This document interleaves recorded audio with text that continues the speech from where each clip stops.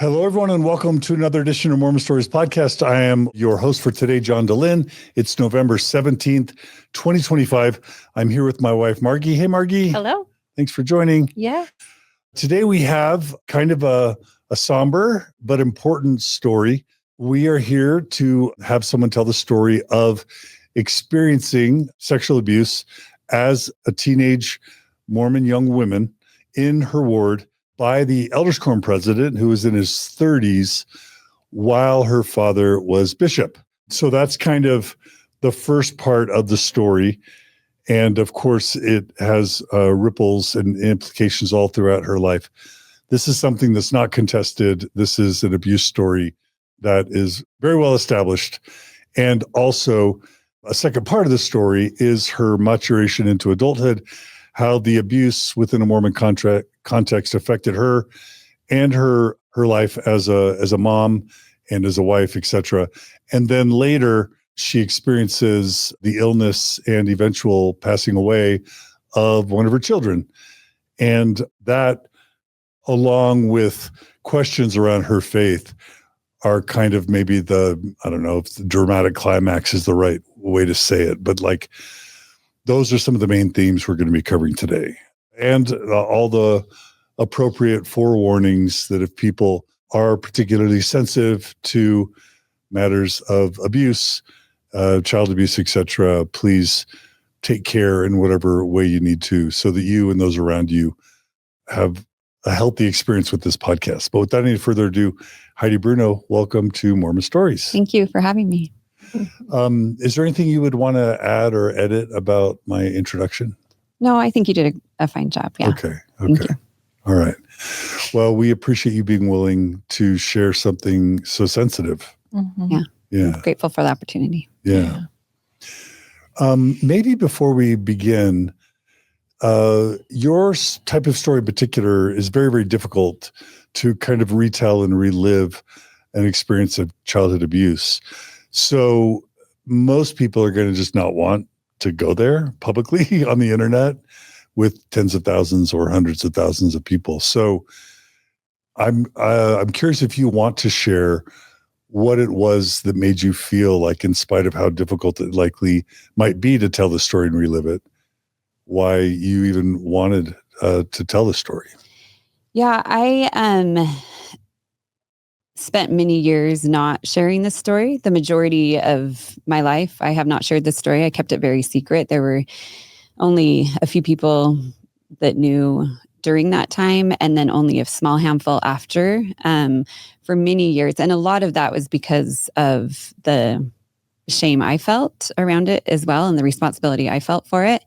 But as I aged and had my own children and watched them grow up and realize that that it was abuse that I had experienced, and that keeping it silent only allows for more abuse. And so just wanting to share, to give voice to the experience, and also to help other people who have experienced it to feel like they can share their story or feel less alone. And I wrote about it and posted about it for the first time and shared it publicly about a year ago on my socials, and seeing the way it people responded to that story and how helpful it was for so many people just helped me realize how important it is that we give voice to these stories and just acknowledge that when I was a teenager, I knew nothing of abuse. No one had talked to me about what abuse looks like, and that something like this was abuse. So if a 60-year-old can hear and then recognize it for themselves, I think it's worth telling it, even though it's hard to tell. So Okay. All right. Well, we really appreciate it. And Margie, it's always great to have you. Yeah. Okay. Well, so Heidi, normally we go in depth into kind of the Mormon childhood, but to want to make sure we give full time to the key parts of your story, do you want to share just in a quick summarize kind of your Mormon childhood and early adolescence, anything that you feel like is really important to the story? Yeah, I think I grew up very, very Mormon, just about as Mormon as a family gets. We grew up in Utah Valley, Orem. The majority of my neighbors were LDS. The ones that weren't, I just didn't really even know them. And my parents were very Orthodox. They were both raised in the church. And my home was one that was, the church was everything. My parents had big callings. We sat in the front row at church and always made sure we were on time. And it was my home. We participated in all the road shows and the worked at the welfare farm. So it just felt like it was just my whole identity and everything. And then into my teenage years, I took it seriously, and I tried to be the best person I could, and wouldn't listen. The talks about not having even a little piece of poo in your brownie, and I tried to live my life that way so that I didn't have anything. I tried not to listen to bad music or to do anything that was wrong. So I think I focused maybe a little more than I needed to on trying to be perfect, or as perfect as I could. So, I feel like the church was definitely everything for me. And I took it seriously, and was always worried that I wasn't good enough and that God was disappointed in me. And just navigating all of that as a teenager.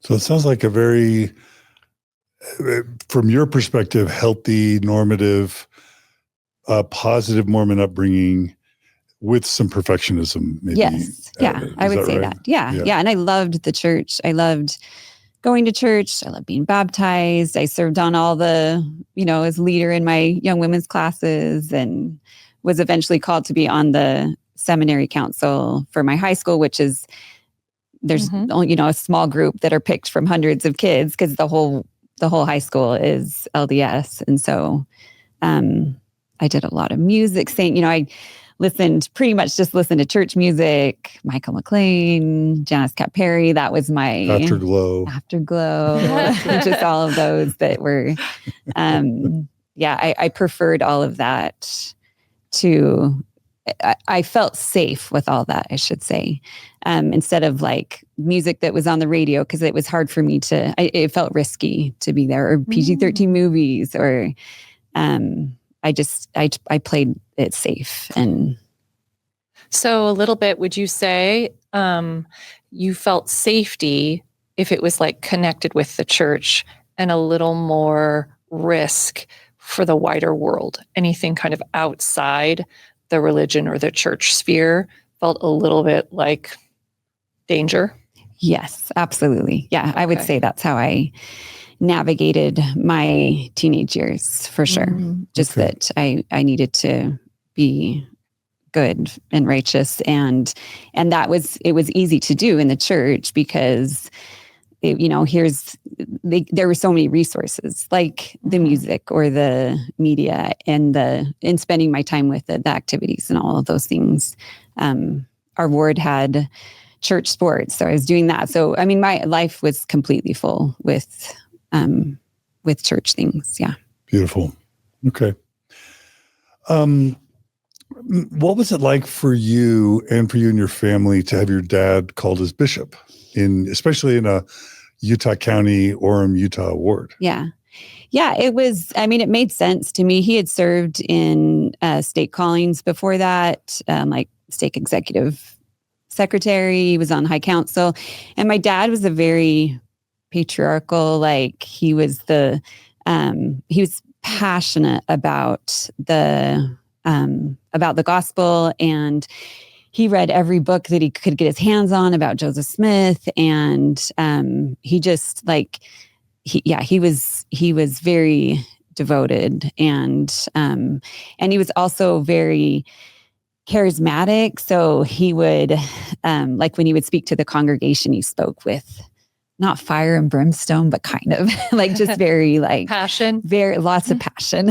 He'd pound his finger on the pulpit with his, this is how things should be. And, he believed with every fiber in his being, just all those words that he would use. So, We were, I think our family was a little bit older. So I think when he was called, I probably had a brother on a mission. And so it wasn't like my mom was raising little children when he was called as bishop. But so I don't remember it affecting us too differently because he wasn't a very engaged dad, I would say. And so that felt like the appropriate place for him to put his time, I would say.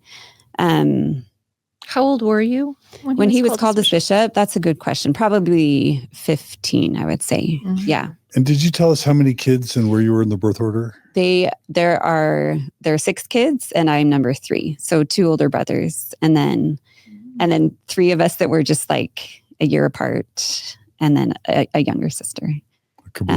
Yeah. So a very busy home. I was definitely raised where we were outside playing all day with all of our Mormon friends in the neighborhood, and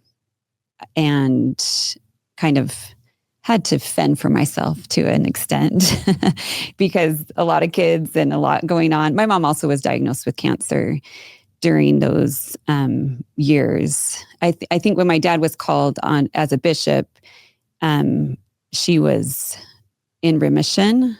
But then it came back when he was bishop. Okay. Wow, that's a lot. That is a lot. 6 kids. It was a lot. Yes. Was your mom a stay-at-home mom? Okay. For the most part. There were times my he had a lot of different businesses that didn't always work out. And so sometimes she would have to go back to work. She was a substitute, like a full-time substitute teacher. And so... wow, that's busy. That is busy. So I was a pretty independent person. I kind of had to be, because there wasn't a lot of time for all the kids. And do you remember how you felt the first time she was diagnosed with cancer? Yeah. And then also subsequently when it came back?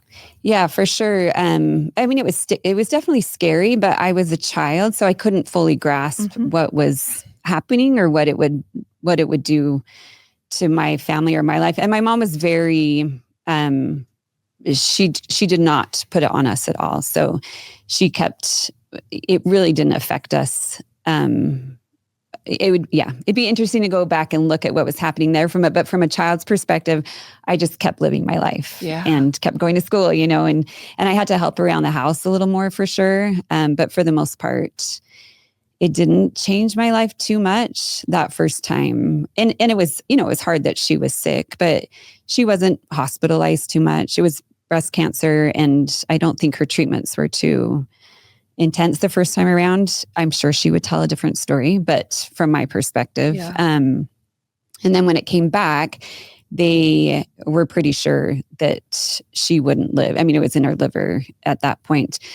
But even that, I couldn't grasp that as a child.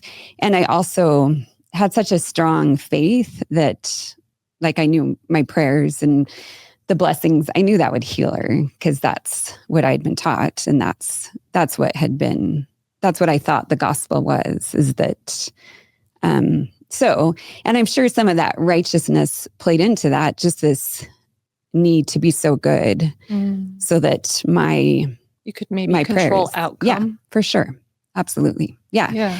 Until, her days before she was going to die, I was still praying for her to recover, to heal. And I had to really work through why, even with all those prayers, even with all that faith, the faith, if you have faith like a mustard seed, you can, move mountains, just the things that you're promised and the things I've been hearing my whole life that faith can do, and that it didn't work was a lot to grapple with. I'm sure it wasn't intended by Jesus to be insulting, but to say the faith of a mustard seed, I haven't ever put this into words, but I remember thinking as like a teenager, oh, mustard seeds are tiny. Mm-hmm. So it's just a teeny bit of faith. Yeah. You can move mountains. Yeah. So it should be super easy to do miracles. Right. The fact that was added, the faith that just added pressure and made me feel worse about myself. Yeah. Yes. I don't mean to put that on you, but that you just helped me think about that. Yeah. So, Anyway. Okay. So your dad was called as bishop. Tell our Never Mormon audience what your conception was about who ultimately gives leadership callings in the LDS Church. Well, God, that's who decides, right? Who should be in whatever calling. And then, the bishop calls people in the ward, but also it's through God, through inspiration is how those get decided. And tell me if that is true for you, that means you would trust your church leaders for sure in authority. Yes. I was definitely raised to trust the church leaders. My dad revered the brethren is how he referred to them, and spoke about them with reverence. And I wouldn't know a world where you couldn't trust your leaders. That's how it was modeled for me. And then this may be a bit difficult to talk about. What are you comfortable sharing about how your parents maybe talked to you about sex as a child or teenager prior to the abuse? And also, secondarily, what, if anything, had they talked to you about abuse? Yeah. So nothing. Okay. That's easy to answer. And that would go for both questions. On both questions? I would say on both questions. Okay. It was not, I have no memory of conversations around those. No sex education? Not at that age. No, not from them. Yeah. So as a 15-year-old, 16-year-old, you said 16, 16, right? Yeah. How would you kind of describe yourself with regard to, how you showed up in the world? Would you say really trusting? Like, what descriptions would you say kind of at 16, describing who you were? Yeah. I was 16. I was definitely very religious. Like, I feel like religion was my motivator, and also very trusting and very naive for sure. Having been raised in that, really a bubble. Like I just really knew very little about the outside world or how things go, and really kind of lived in this, everything can be perfect. My household was not perfect. There was plenty of anger and, just with raising 6 kids with all of those pressures, like it was not perfect, but it was pretty idyllic. And I knew exactly what the plan was and what I needed to do. And I was also a very reserved, person, and very intentional and cerebral, even, just like in my mind a lot, and really wrestling with the doctrines of the religion. I was a little too serious, honestly. So, didn't have a ton of friends, and wasn't super social. I loved music. I spent a lot of time at the piano and singing, and I was in choirs. Like, I was definitely engaged, but a little more introverted, just kind of, reserved.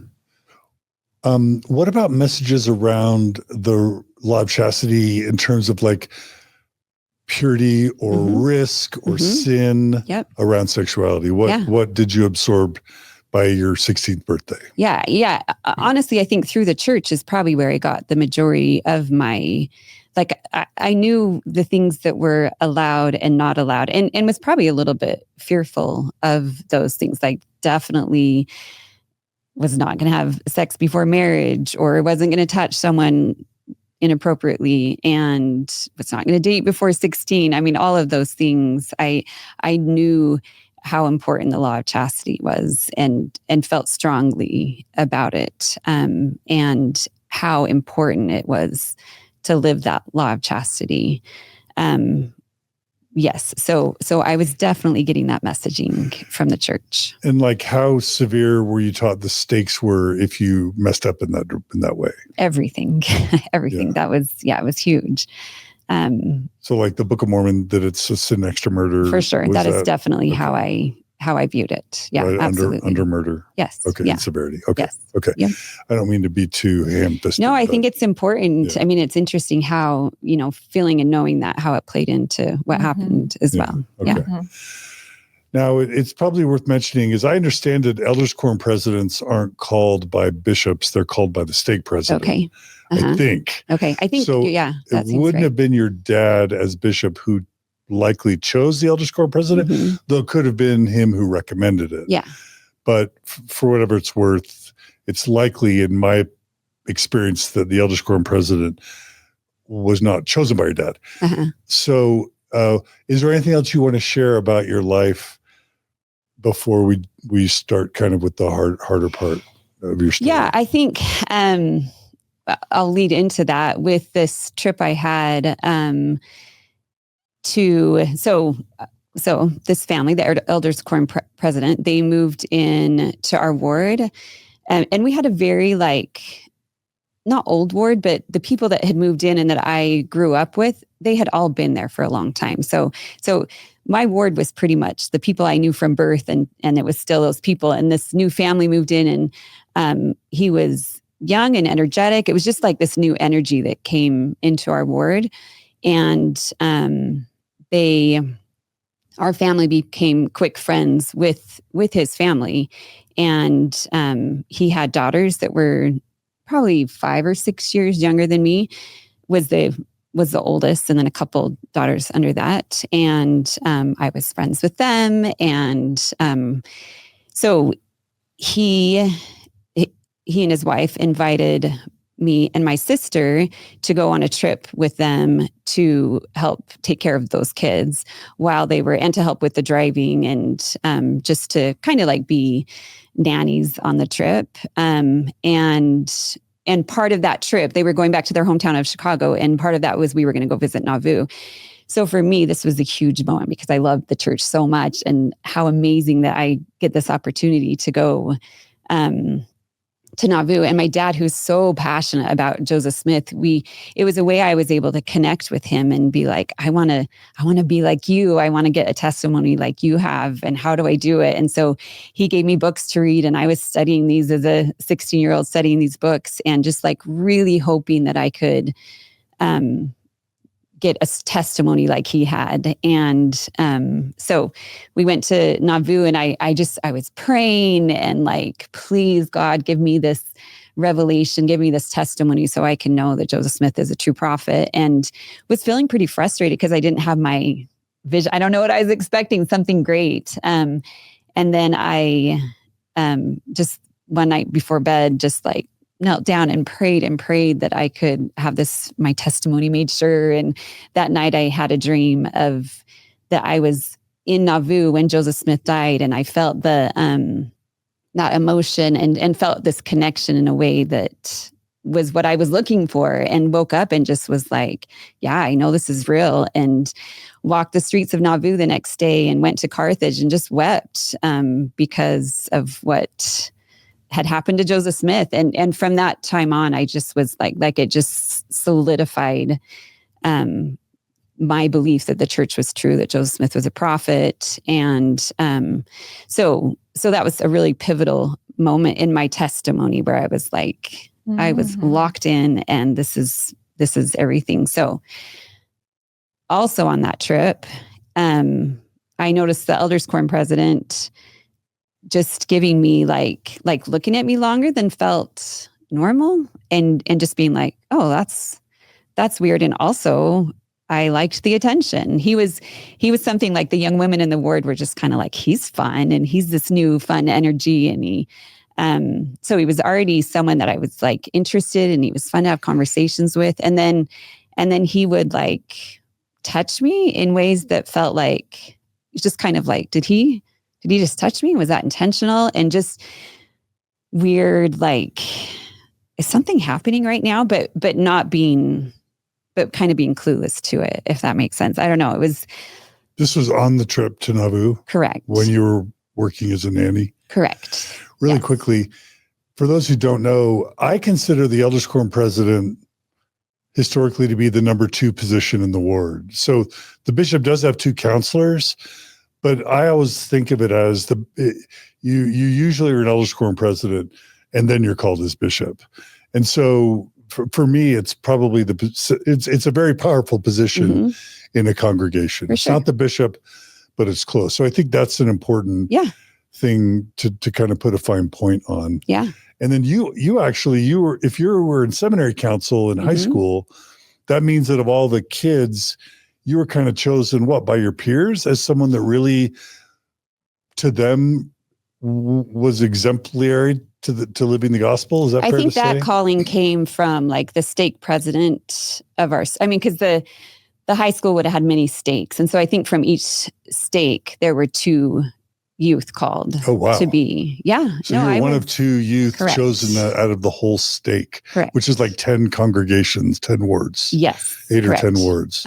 Okay. So you were very well respected as a Mormon youth, and the Elders Quorum President was one of the top most respected leaders in the entire congregation. So I guess I just want, when we talk about consent, which we never talk about in the LDS Church, at least not up to 2025, it's important to mention power differentials. Yep. And so there's a big power differential in terms of age, because he's in his 30s. Correct. You're 16 at the time. Yep. And then he is in a position of power, spiritual power, very well respected in the ward, in power, and you're a teenage girl. So yes. There's no such thing as, go ahead. He was also respected by my parents. Like my parents, really valued who he was, and let us go on this trip. And, he was on so many levels, there was no reason I shouldn't trust or that I should fear this person at all. Yeah. Right. Yeah. And the fact that he was called by God through the stake president means that God wanted him in that position. Yeah. And would that make you want to trust him even more? Sure. Yeah. And he was a very spiritual person. I mean, he loved the gospel. He wanted to go to Nauvoo, and that was everything to me. Like that was what mattered. If a person is righteous, then they're good. And so there was no reason not to trust him. I had a quick question with regard to, and only if you feel kind of comfortable saying, but at this point in time on the trip, you had mentioned, being aware that he's kind of looking at you a little bit longer, and that he sometimes would touch you. Can I ask, do you remember was the touch like in secret? Or touch in front of people, like in conversation, for example, just trying to understand a little more of like the dynamic at this point, whether it's like in front of people and he like touches your arm, or is this already like a little bit more, there's a secrecy kind of behind it, just between you two, where no one else sees it. That's right. Grooming behaviors, that's why I'm right? Is asking. that why you're Definitely. asking? Yeah. Okay. Yes, it's definitely. So I don't have a lot of memories from that trip, but I do, I remember sitting in the car, and I must have had my foot on the console or something. And then it was just kind of like he would rest his hand. So everyone's in the car, but so it was almost like inappropriate in a way, but also not. Yeah. And then my sister, who was on the trip with me, she has memories. I mean, she didn't know about what was happening for many, many years after, but she has memories of us being at a dock talking in a way that she kind of thought was weird. So I think he did single me out, and I did appreciate, I was a pretty, I don't know if mature is the right word, but I wanted to talk about the deeper things and of the gospel, for sure. And life, and and he was a deep thinker. And so I think that for me, he was I was very interested in having conversations with him. And I couldn't have known at that time what his intentions were. Looking back, I definitely, that he had intentions at that point, but but I didn't know that. And I just was kind of confused by it all. Right. Yeah. I'm reminded that, Utah, as I understand it, leads the nation in per capita affinity fraud. Mm-hmm. And I have to believe that some of that is tied to sort of business ventures being advanced by people in Mormon wards or congregations with levels of authority, of religious authority. Yeah. Because just, I know we've kind of already said it, but I'll just make it super explicit that as Mormons, we're taught to respect authority, obey authority, and that God calls these people. And so we're going to be very vulnerable if our bishop or Elders Quorum President or Relief Society President or stake president or ordinary authority or whomever pitches a business deal, or in your case, is grooming us for inappropriate sexual contact because of that status, spiritual status in a Mormon ward or congregation. It just makes us vulnerable frankly, to abuse, I think. No, I was very vulnerable to abuse on so many levels. Even just the fact that my mom was sick with cancer and that I was the middle child of 6 children and that I was so, I don't know if gullible is the right word, but so trusting. Just like, I had been led to believe that male men in authority were doing what they were supposed to be doing. That was, and they're safe. Yes. That's right. Yes. And I think that your explanation of sort of growing up and you actually experienced that safety up to this point. Yes. Is another really important facet. And then also in addition, like the whole, just to give further background, like a ward, you literally call people brother and sister. Right. So like it is implied. The trust is by you could not know the person. They're new to the ward. You call them brother and sister. Right. So it's like so inherent to a ward experience.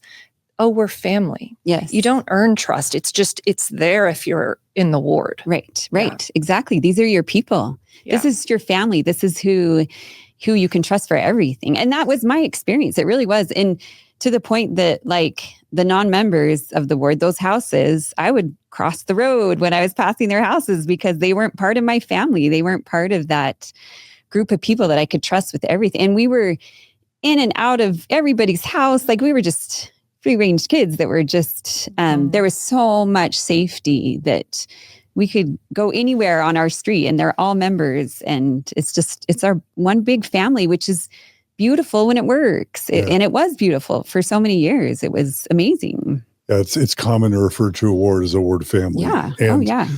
And I want to make sure we're not trying to say that most Mormon men are predators, but it's actually the fact that so many aren't that probably leads us to be trusting of those who we shouldn't trust. Right? Yep, absolutely. And I think it's important just to acknowledge environments, like the role of environments that can allow for perpetrators or for abuse to happen. Yeah. And just the total lack of education around consent and abuse. Yes. Because we don't talk about it. Right. And especially at that, I think it is much better now. It really is. But back, that was in 1990. Like it just wasn't, in my world, it was not, abuse was not talked about. I think those things were pushed under the rug and you just, you didn't talk about them. So how did things continue? Yeah. So shortly after that trip, my family was over at his house and we were all in his basement playing pool. They had a pool table and I'm pretty sure my parents were there and a few of my siblings maybe, and his wife and his kids. And when we were done playing, everyone went upstairs and we were the last 2 left. And I don't remember how that happened. And maybe I lingered it was definitely exciting. And I was curious about this person and the attention that I was getting. And he embraced me and passionately kissed me. It was my first kiss, which I'll forever be angry about that he stole that from me. And it could only last so long because we had to get back upstairs where everybody else was. So I do remember walking home, and then I left because, we were going home. And I do remember just being like, what just happened? Like just being so confused and not knowing what to do with that. And also I was thrilled. Like he saw me, he was in love with me. And I was, of course he was in love with me, like I was mature. I was spiritual. And so it also made sense to me. It was like he confirming a little bit. Yes, absolutely. Yeah. And then from there, it was a long relationship of what I absolutely felt and believed at that time was true love. And I was able to justify, and when I look back on it now, it's all just so crazy to me how easily I was able to fall into this as such a spiritual girl. Like when the gospel was everything and pleasing God was everything, I was able to take that and twist it in a way to justify what was happening. And a lot of that was because of how he brought God into our relationship. I mean, we were always talking about religion, and he was sharing scriptures with me, and we were talking about conference talks. Like we were still the best members. We were doing everything. And it's important for me to share that there was never intercourse. And so I was still following the rules. Like I still was doing it in a way that was okay. Like I was able to trick myself enough to think that somehow God is okay with this. And I knew I was supposed to be with him. It was just, he had me so completely in his trap that I was convinced that's what God wanted for me, was to be with him. I mean, I think of the women that were with Joseph Smith and how easily it would have been for them to just be like, well, of course, this is what God wants. And so this is somehow this is right. And so, yes. To the extent you're comfortable. So first thing is, I'm thinking if a Mormon Elders Quorum President kisses a 16-year-old, immediately she's going to go tell her parents or go tell the bishop, and he's going to get in trouble and lose his calling and maybe be disciplined or excommunicated. But obviously that's not how victimization happens. Mm-hmm. That's not how victims often react. So, and sometimes that's just what a victim's response would be. And sometimes the perpetrator would do or say things to make sure that the victim never mm-hmm. told anyone. What are you able to share about what kept you from just blowing the whistle immediately?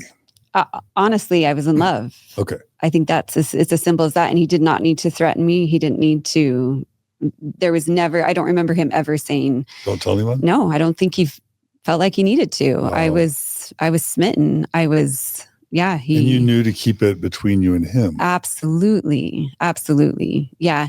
And maybe he did allude to that, this has to be secretive. Like we can't let people know about this. And I knew that too. Like, duh, of course we can't, no one can know about this, or we won't be allowed to continue with this relationship if anyone knows about it.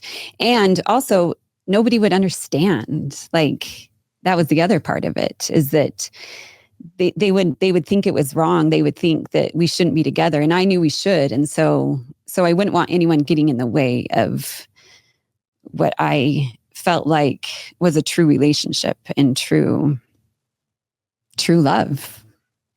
I have a quick question with regard to how you thought about what was happening in your mind. were you thinking about Joseph Smith, the kind of template of polygamy, or were you thinking in some way you would eventually be chosen by him and he would leave his wife? Like, how were you even thinking about that? But I'm just kind of curious about the role of having a prophet that sort of emulates some of these behaviors and is revered. And then as a teen, what went into your mind as you were kind of having this experience? Yeah, I don't know that I really understood, like at that time. I can look back at it now and see like Joseph Smith and how he was able to manipulate these younger girls. But it didn't play into my experience at that point. But definitely, I knew I was going to end up being married to this Elders Quorum President. I knew that was my future. I didn't know how it would happen. I also knew divorce was bad.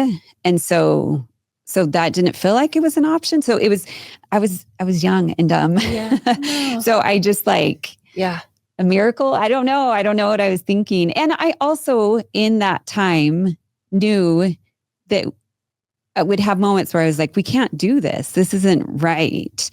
And then was able to, it was just this back and forth of like, we shouldn't do this. And also we have to because we're meant to be together. And he hired me to work for him. He owned his own printing company and he hired me to work for him and taught me how to process images in the darkroom. And so he had me trapped pretty good to be able to,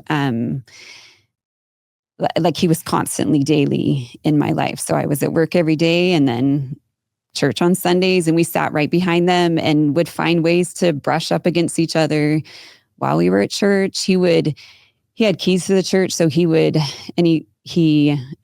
loved listening to me play the piano. So we would go when people weren't there and I would play piano for him. And I loved that, like someone that would sit with me and take the time to appreciate my talents. And so just every opportunity he could get to be with me. I mean, he had pretty much locked that in. Yeah, it sounds like it. Yep.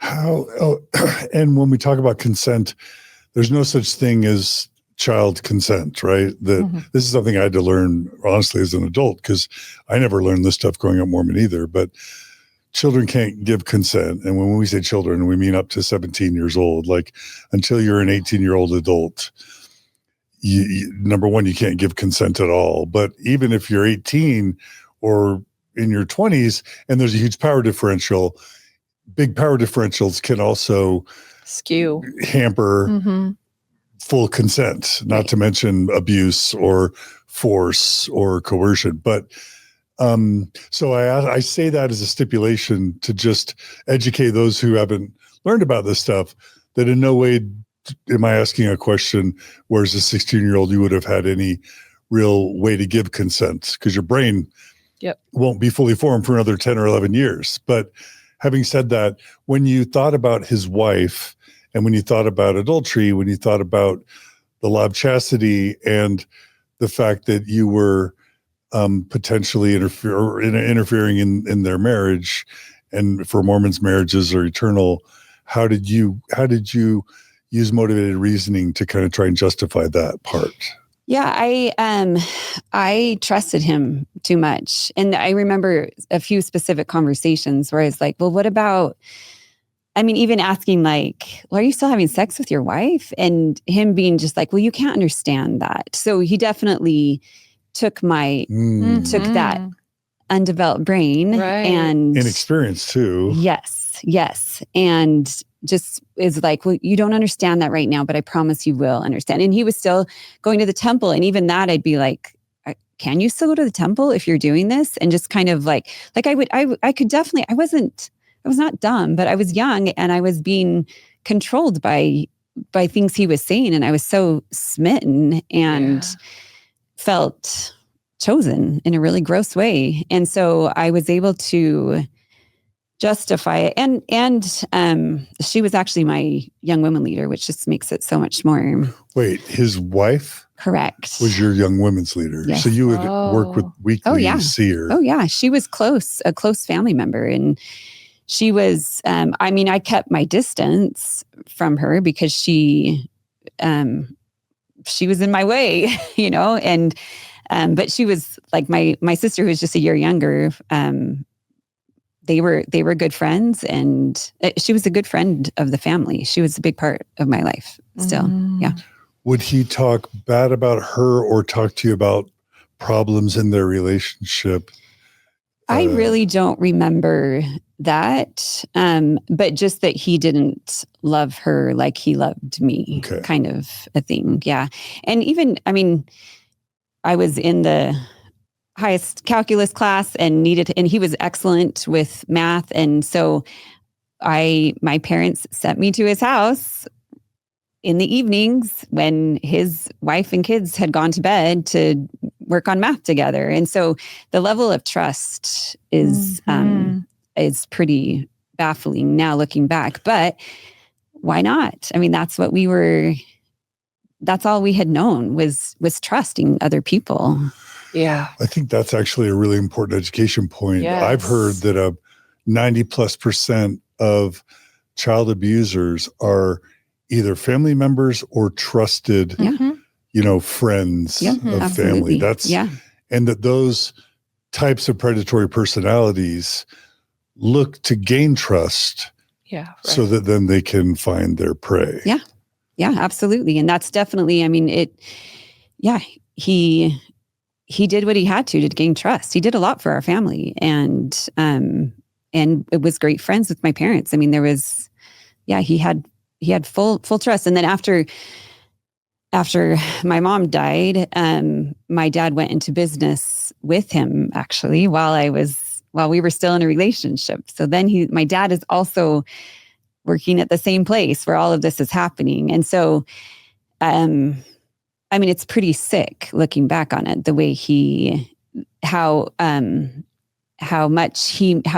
dangerous he made it, so that he probably got more excited from the risk. He created so much risk that it probably just made it. He also hired my siblings. So it was like this family business. And he would find times to sneak in the dark room where we would make out together. So interesting. Yeah. He was very brazen looking back. It was incredibly brazen what he did, and got away with it for a lot of years. So instead of trying to isolate you from everyone, he was incorporating everyone to gain even more trust and maybe to prevent undue suspicion. Yeah. He would hold your family closer. Yeah, absolutely. Yeah. Wow. Yeah. Our families were completely entangled. Intertwined. Yeah. Yeah. I do want to, I met the other day a man who was in a gay relationship as a believer, but in a normal traditional marriage, had a secret gay companion who was also in a traditional marriage. They were both faithful Mormons, still believers, but they were in a secret gay relationship. And then he was called as bishop, and he served full term as bishop, but he was called as a gay man. And I'm like, how in the world could you accept that calling and serve for 5 years when you knew you were in a gay relationship? And he said, well, if I got called by God, that must have meant that God was okay with me being gay and serving as bishop in a gay relationship, which of course Mormons would say, no, you aren't worthy to be bishop if you're in a gay relationship. But because he had been called, he thought he was. And so he did. Right. So I just also want to just note, again, this is a touch point, but if this man is continually serving as Elders Quorum President, and as you say, temple worthy, deems temple worthy by your dad and by the stake president, and attending the temple regularly, I'm sure even in his mind, but definitely in yours, those things provide an impression of worthiness in God's eyes. Am I wrong? No, I totally agree. I mean, I think that's how the relationship lasted as long as it did, because God sanctioned it. So I don't know if he actually believed, I don't know, but I believed that. That's how I saw it. I mean, there was one time where we drove hours to the Manti Temple. So he's taking me to a place where we're not going to run into people. And the Manti Temple was important to him for some reason. And then we walked the temple grounds and talked about being sealed in the temple. I mean, he was using all of the things that I knew were the most important and bringing God into the relationship so that I somehow was able to believe that it was righteous and good and was what God wanted. I was able to convince myself of that. And yeah. Mm-hmm. So I want to be careful because we don't want to like give predators ideas. And also we want to educate parents about how not to allow their kids to be put in dangerous or vulnerable situations. So you've already told us that your dad lets you go over to his house alone, let him tutor you, let you go to business, go into business with him and become his employee without supervision. Like obviously those are a lot of red flags. Parents, if you have teenagers, be careful about letting them be alone, especially with a man, because mostly men abuse, you know, under those types of circumstances. What other ways was he able to get you alone? And again, I'm only asking you so that parents can learn how to protect their kids better, right? Yeah, I think I think those were some of the main ones. Plus my mom, after my mom died. So my mom died when we were probably 5 months into the relationship. And so there were months of that, of her being very sick. Like my life was very chaotic, there was some upheaval. At that time. Yes. And same with, so my dad, after having been his stake leaders suggesting that he should marry soon after she died. My dad was dating and married within 6 months of her death. He stayed as bishop? He did not. He was released as bishop after she died, and then got married shortly after that. And was it a blended family? Had she already? Yes, it was. Yes. So, and it was, your family became quite large. Yes. So she had 5 children, and there were 6 of us. Not all of us were living. One brother had moved out, one was on a mission. So there was 11 kids between 2 people. Yeah. Yeah. And neither of the parents were healthy at that time. My stepmom had just gone through a divorce, just barely ended her marriage. My dad had just barely lost his wife. And so they brought this, so my life became complete chaos. And it was I grew up in a very pretty safe, structured home. And this was chaos. There was a lot of emotional unwellness. There was a lot of problems with the combination of those families. And so it was really easy for me to get lost in that. I did not have parents at that time anymore. There was nobody was aware of me, or, my dad was way too caught up in his own problems to be aware. And so I think that, and I mean, this Elders Quorum President was part of all of that and witnessed all of that and still took advantage of that situation as well. Because even though your dad was bishop, it's the Elders Quorum President's job, along with the Relief Society president, to provide support and comfort to members whose parents die or whose spouses die. Yeah. So he was literally, according to the church, fulfilling his role by providing aid and comfort to your family. Absolutely. And he was providing comfort. He was my person through all of that, which also makes me so angry that, that he was the person that I turned to. I shared my concerns, and he listened. He cared about me. And, obviously he didn't, but that's who helped me get through those, that hard. And because I had given myself to him, he was my main friend. I didn't he was my main focus. I didn't need other friends at that point. And I did have friends. And they were also very supportive and helpful, but he was my main person for sure. And he was, honestly, he was probably my parent in a way too. He was an adult figure that I could rely on in that time, where I didn't have that in my own parents. However, back to your question about what parents can do. Because of this situation, I grew up, as I was raising my own children, I was definitely always very wary of the interactions they had with people. And I think most importantly was telling them, like, this, you need to be aware that this kind of stuff happens. That's what I wish that I had known. I wish someone had just said, when a 30-year-old says they're in love with you, that is immediately abuse. Like, there is no world where that is okay.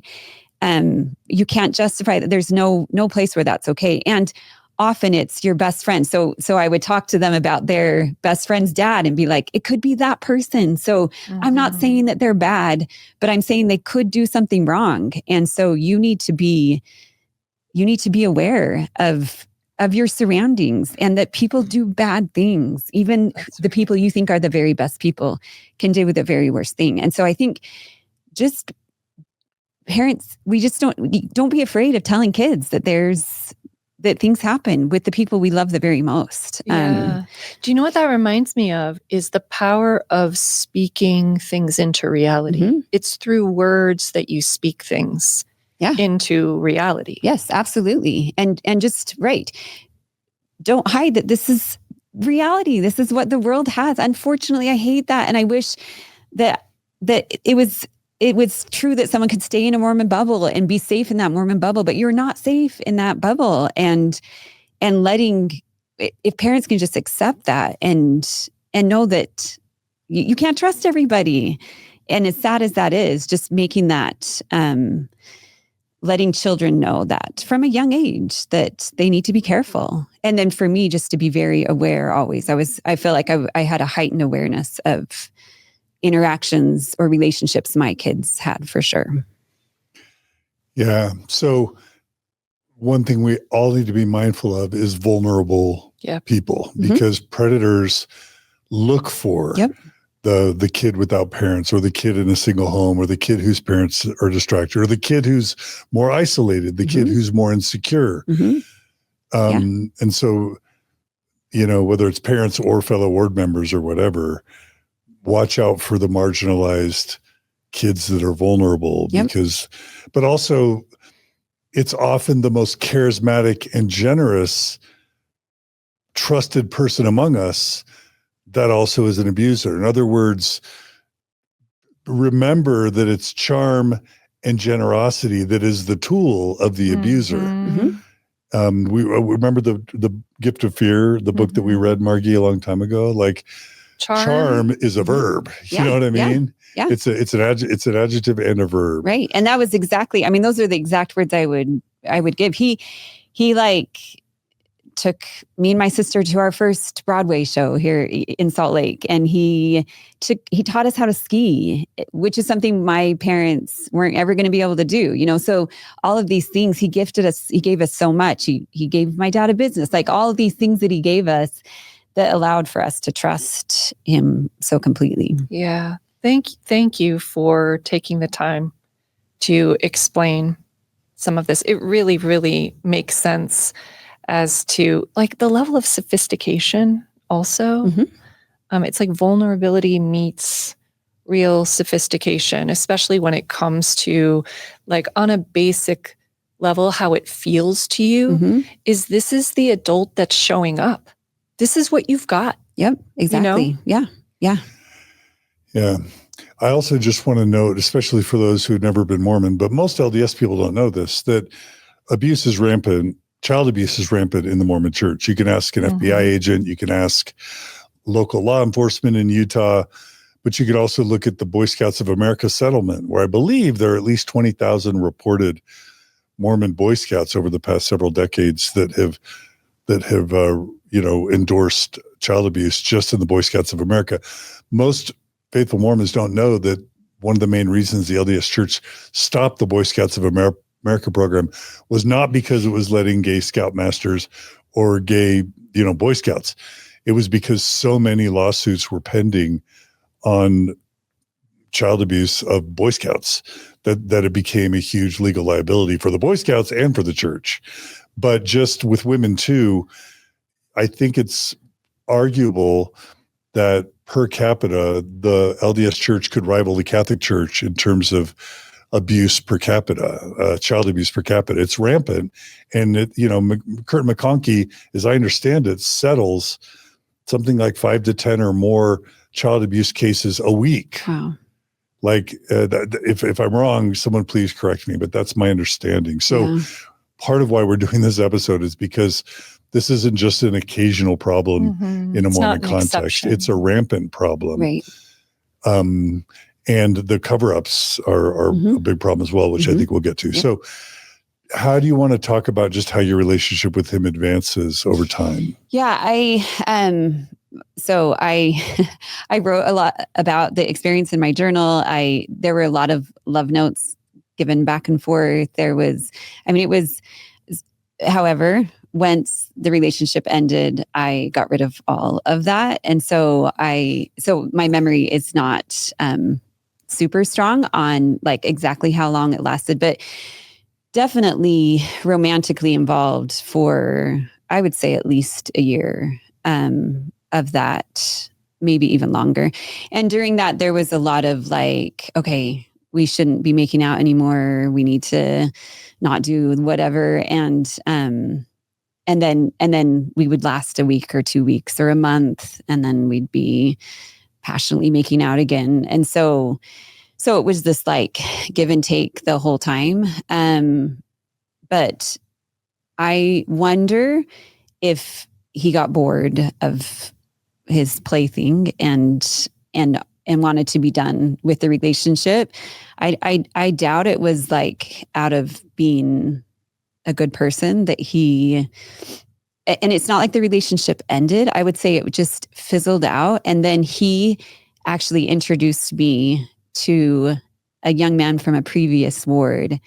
And this is after we were no longer as romantically. I continued to work for him for years, and he continued to be my best friend. But we were not romantically involved. And so he introduced me to this other person, probably to kind of get rid of me. And then I fell in love with, so that was probably when I was 19. So a couple years after the relationship started.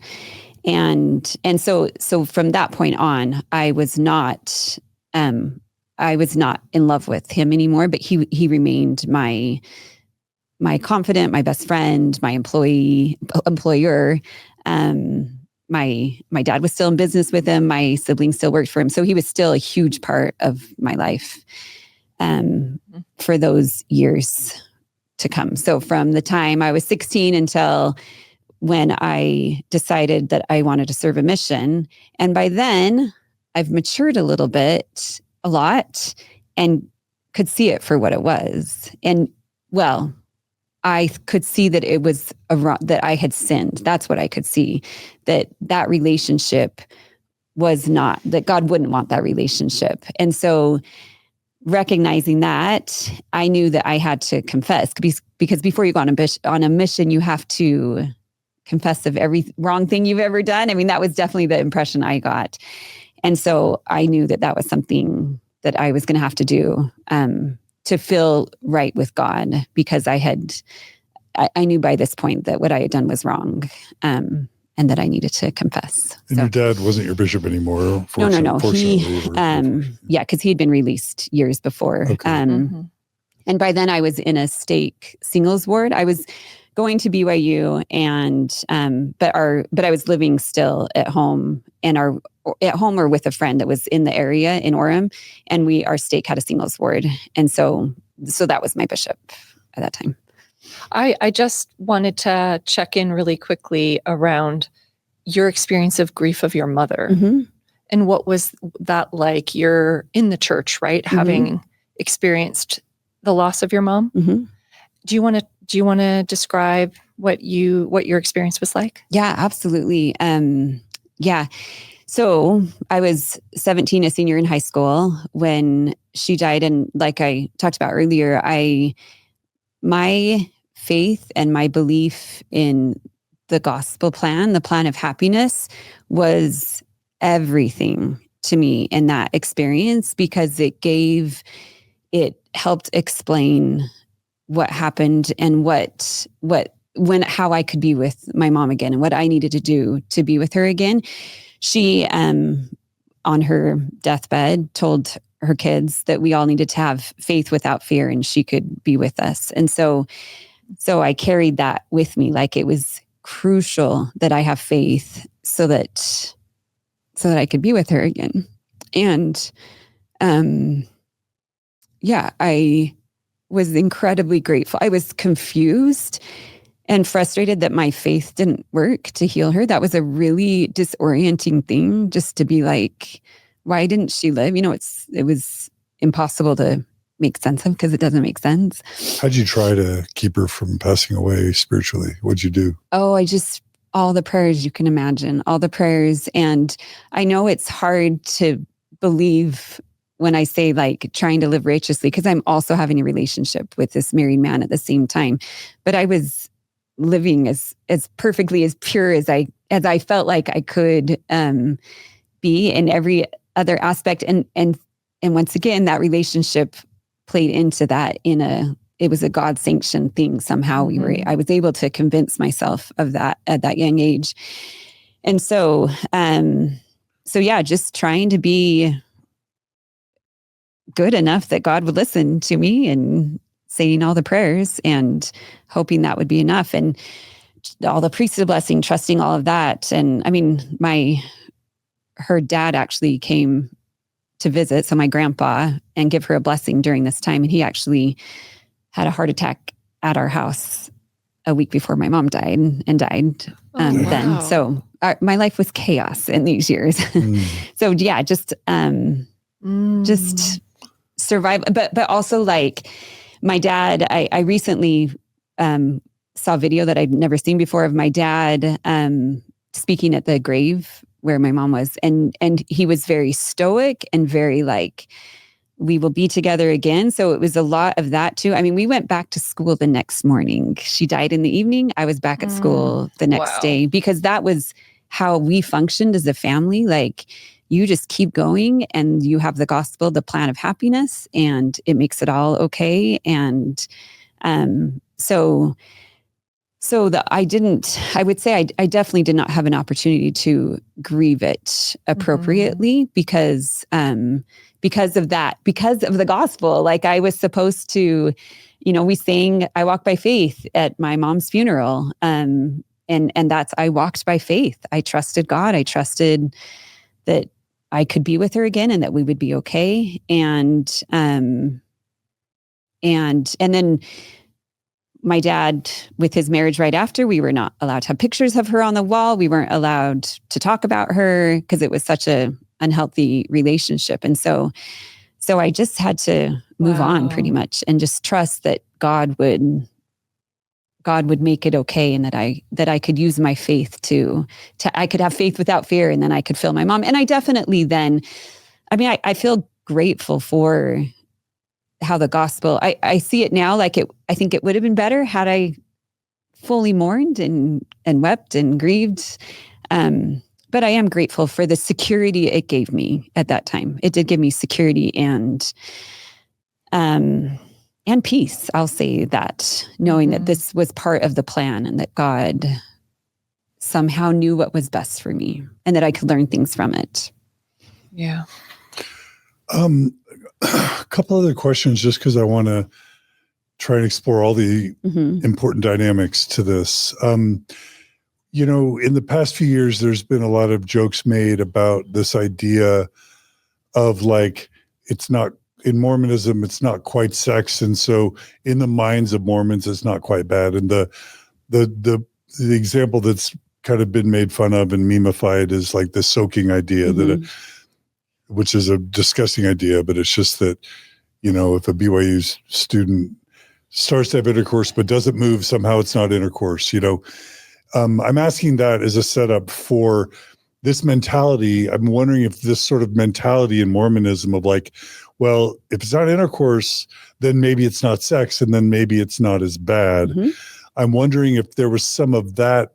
I'm not asking about soaking specifically. I'm just saying was there some element of this weird law of chastity thing where, okay, if it stopped short of intercourse, but bumped up against it, then maybe in your minds or his minds, or the way that it was justified, maybe it wasn't sex, and so you weren't violating the law of chastity. Was any of that Mormon weirdness at play with y'all? Yes, completely. Okay. Yes. Yeah. I think that was a big reason that it felt okay to me, because obviously we weren't having sex, because you can't have sex if you're not married. And so and I don't know if I would have had the ability to stop it. And I feel very grateful and lucky that I didn't end up pregnant, I was pretty much at his mercy. And so, but I think, yes, I don't know if he was justifying it by that, but I definitely was, thinking that we were not crossing the line because we weren't having sex. We were, I guess, following the standards and the First Strength for Youth, obviously we weren't, but I could see myself like convincing myself that we were not crossing those lines. Yeah. And then, and thank you for letting us just make sure that we cover all the angles. We're taught that the adversary is going to tempt us, and we'll feel dark and horrible things if we're sinning. But if we're under the influence of the Holy Ghost, then we'll feel good. So like, and Margie, I'm seeing you already nodding. Maybe I'm glad you're seeing where I'm going with this. Like if there's a pie chart of how much horrible, terrible sadness you felt of being, quote, under Satan's influence as a sign that what you were doing is wrong, versus like a pie selection, a percentage where you're feeling good. You're feeling the fruits of the Spirit, even as you're in this relationship with a married man doing things that technically would violate the law of chastity. How reliable were your feelings as attributed to the Holy Ghost or Satan in guiding you in this instance? Yeah. I'm actually glad you asked that question, because I spent so much of my life trying to navigate those emotions and figuring out what's coming from Satan, what's coming from the Spirit. And I think in this relationship, I think I probably spent a lot of time there doing that. And I think the tricky thing was how much we engaged with the gospel in all that, how much we talked about conference talks or scriptures, or we were doing all those things that would help you feel the Spirit, and plus the excitement of it all and the thrill of it all. I think that played into it as well. I mean, just those feelings of being in love, that's confusing as well. And then also definitely having moments where I'm like, this is actually really bad. And is this Satan? So yes, I was constantly doing that dance. I mean, that was pretty much how I was in those teenage young adult years, where it was, this is the Satan, is this the Spirit. I lived in that place way more than I wish I had. I just Googled the scripture chase scripture, Galatians 5:22 and 23 that I memorized growing up. And it literally says the fruit of the Spirit is love. The first two words are love and joy. Yep, exactly. Yeah. And so what do you do with that? Exactly. Yep. Did you feel love and joy? Absolutely. Okay. Absolutely. So how can it not so be confusing, right? endorsed by the Holy Ghost in your mind, right? Yep. And the point is just to say that epistemology of good feelings, bad feelings is not ultimately a very reliable epistemology. That's right. Agreed. Yep. That's right. As it turns out, like a lot of things that involve evolving or growing feel like very uncomfortable. You can't say bad means, like, if it feels unpleasant or it's bad for you. If it feels like very happy and like joyful and all the positive emotions, good for you. Right. Yeah. Yep. I think, Mark, you have one of your favorite YouTube videos is on being wrong or something like that. And it makes the point that being wrong feels a lot like being right, because when you're wrong or right, at the time you're making the assertion, You're fully, you feel really the same. Yes, exactly. You feel really good about your position, exactly. right? Yeah. Okay. Thanks for letting me kind of for sure. Cover all that. So, all right. So, and the other thing is, he must have been sophisticated to kind of taper off and also find a replacement love for him, for you. That's very interesting. So that it wouldn't erupt into a scandal where you're mad and that makes you want to go tell his wife, or that takes a level of sophistication. Yes. Yeah. He kept me close. And kept tabs on me for sure. Yeah. So then when I decide that I need to tell the bishop what had happened, he didn't try and stop me, which looking back surprises me that he didn't, but did tell me, if you do this, I'm going to have to tell my wife and it's going to alter my life. So he needed me to know this is going to hurt me. So he didn't fully support it, but also didn't tell me, he didn't frantically try and get me to not say anything. And you probably still felt like you loved him. So absolutely. So that was a manipulation move on his part. Yes. You didn't want to hurt him and blow up his family and hurt his life. Not at all. I did not want to hurt him at all.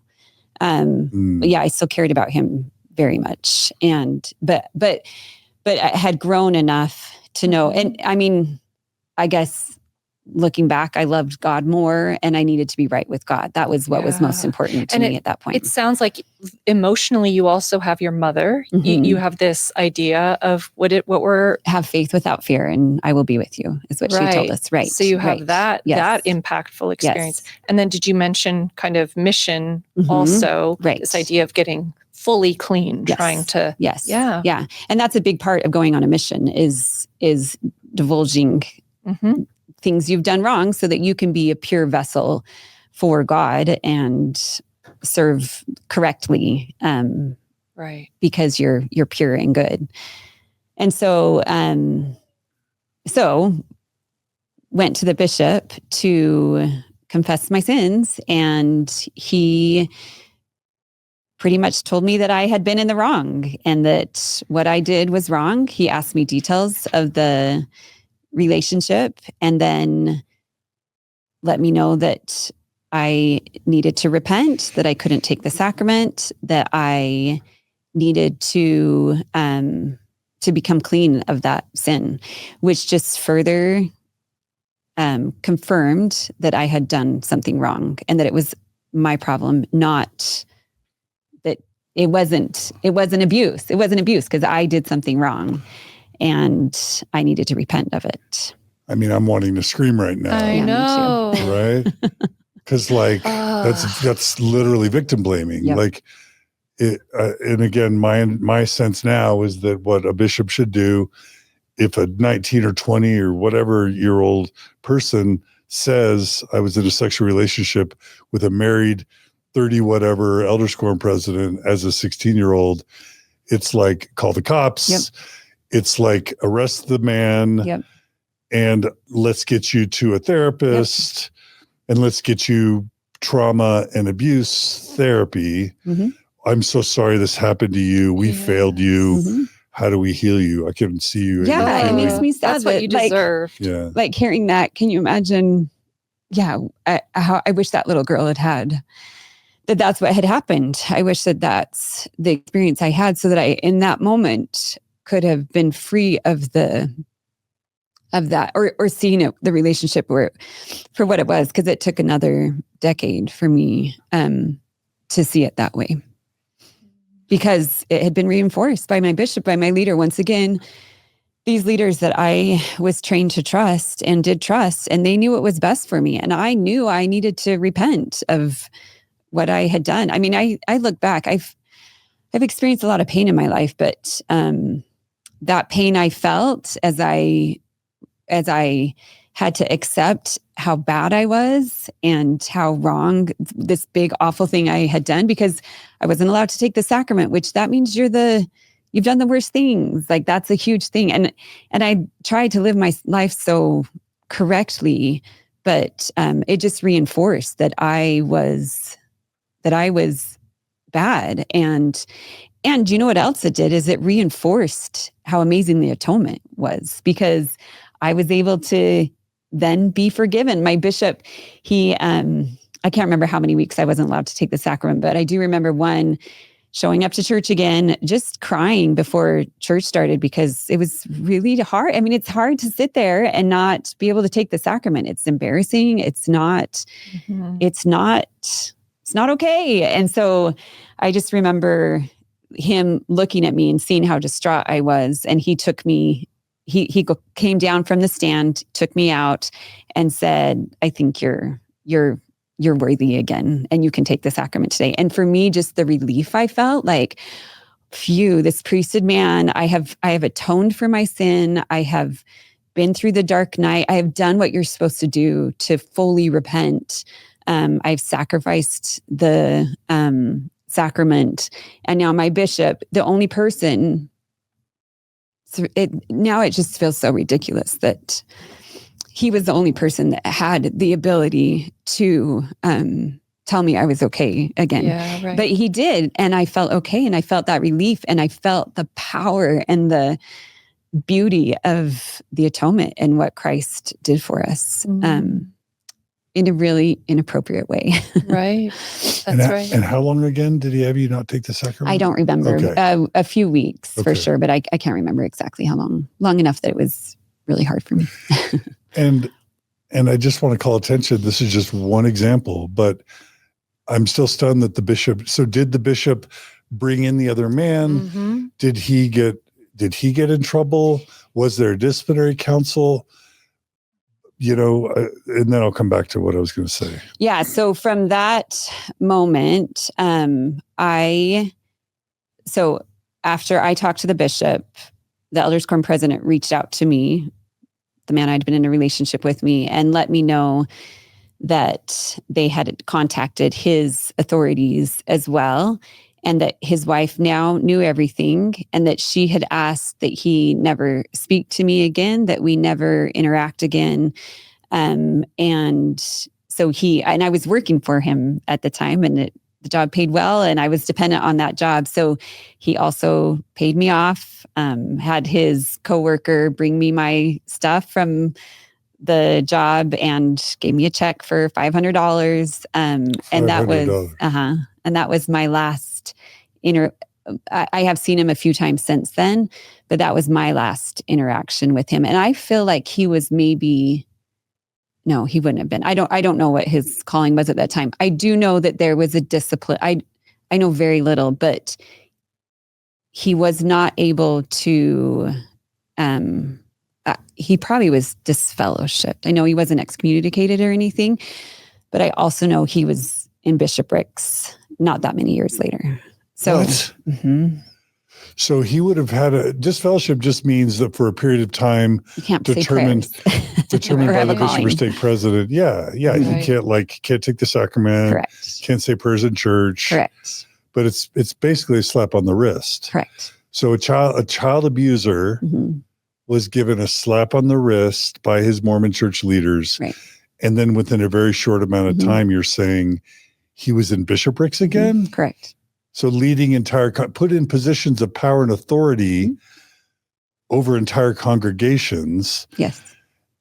And having personal interviews, likely, with you. Where he would be alone, one-on-one with youth again. Yep. Now, see, that's just defies all reason. Yep. And it's not uncommon. No. Isn't that right? Which is, I think, important to say. Mm-hmm. I mean, we'll just say it. Sam Young, a former Mormon bishop who realized how unsafe it was for children in the Mormon church, led a movement called Protect LDS Children, where he just started saying church leaders shouldn't be meeting alone with children. And you know what his consequence was for just calling for reform? I think he was excommunicated. He was excommunicated, meaning that he was treated worse. A whistleblower of child abuse was treated worse than An the actual sexual predator that child abused you Correct. as a child. Correct. We're not making this up. Yep. People So, okay. So, and it wasn't, did it become a big ward scandal or was it kept hush hush? No, nobody knew. Yeah. Nobody knew. I didn't tell anybody. I mean, I don't know how many people were, I don't know, maybe he just met with his bishop and that was it. Oh, actually, I do know, sorry.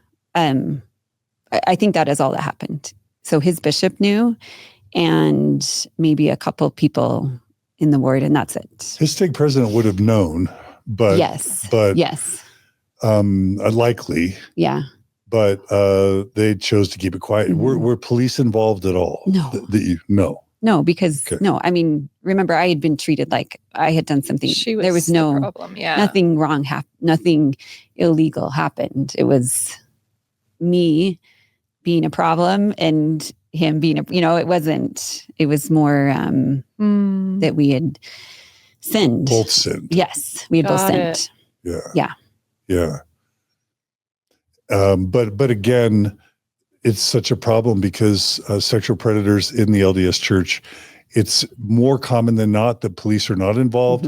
The church works really hard, both to create laws in states where it has influence, where bishops are allowed to not be mandatory reporters. Bishops and church leaders, they hide under the priest penitent privilege. And then also is well documented for decades and decades, the Mormon Church had a 1-800-abuse hotline that bishops would always call, where lawyers or paralegal staff would field those 1-800 number calls. And immediately the questions that were asked to the bishop were questions around the church's legal liability, minimizing legal risk. No care was given in terms of mental health care for the victims. And without almost fail, bishops and stake presidents were told in these situations, do not report to police. So a system has been put in place to make sure law enforcement, on the part of the church, to make sure law enforcement was not notified. And because we know child abusers are often repeat offenders, if there's no real legal or even meaningful social consequence, then it just becomes a situation where it's going to just keep happening. Yeah. Repeat Agreed. offense. Yep.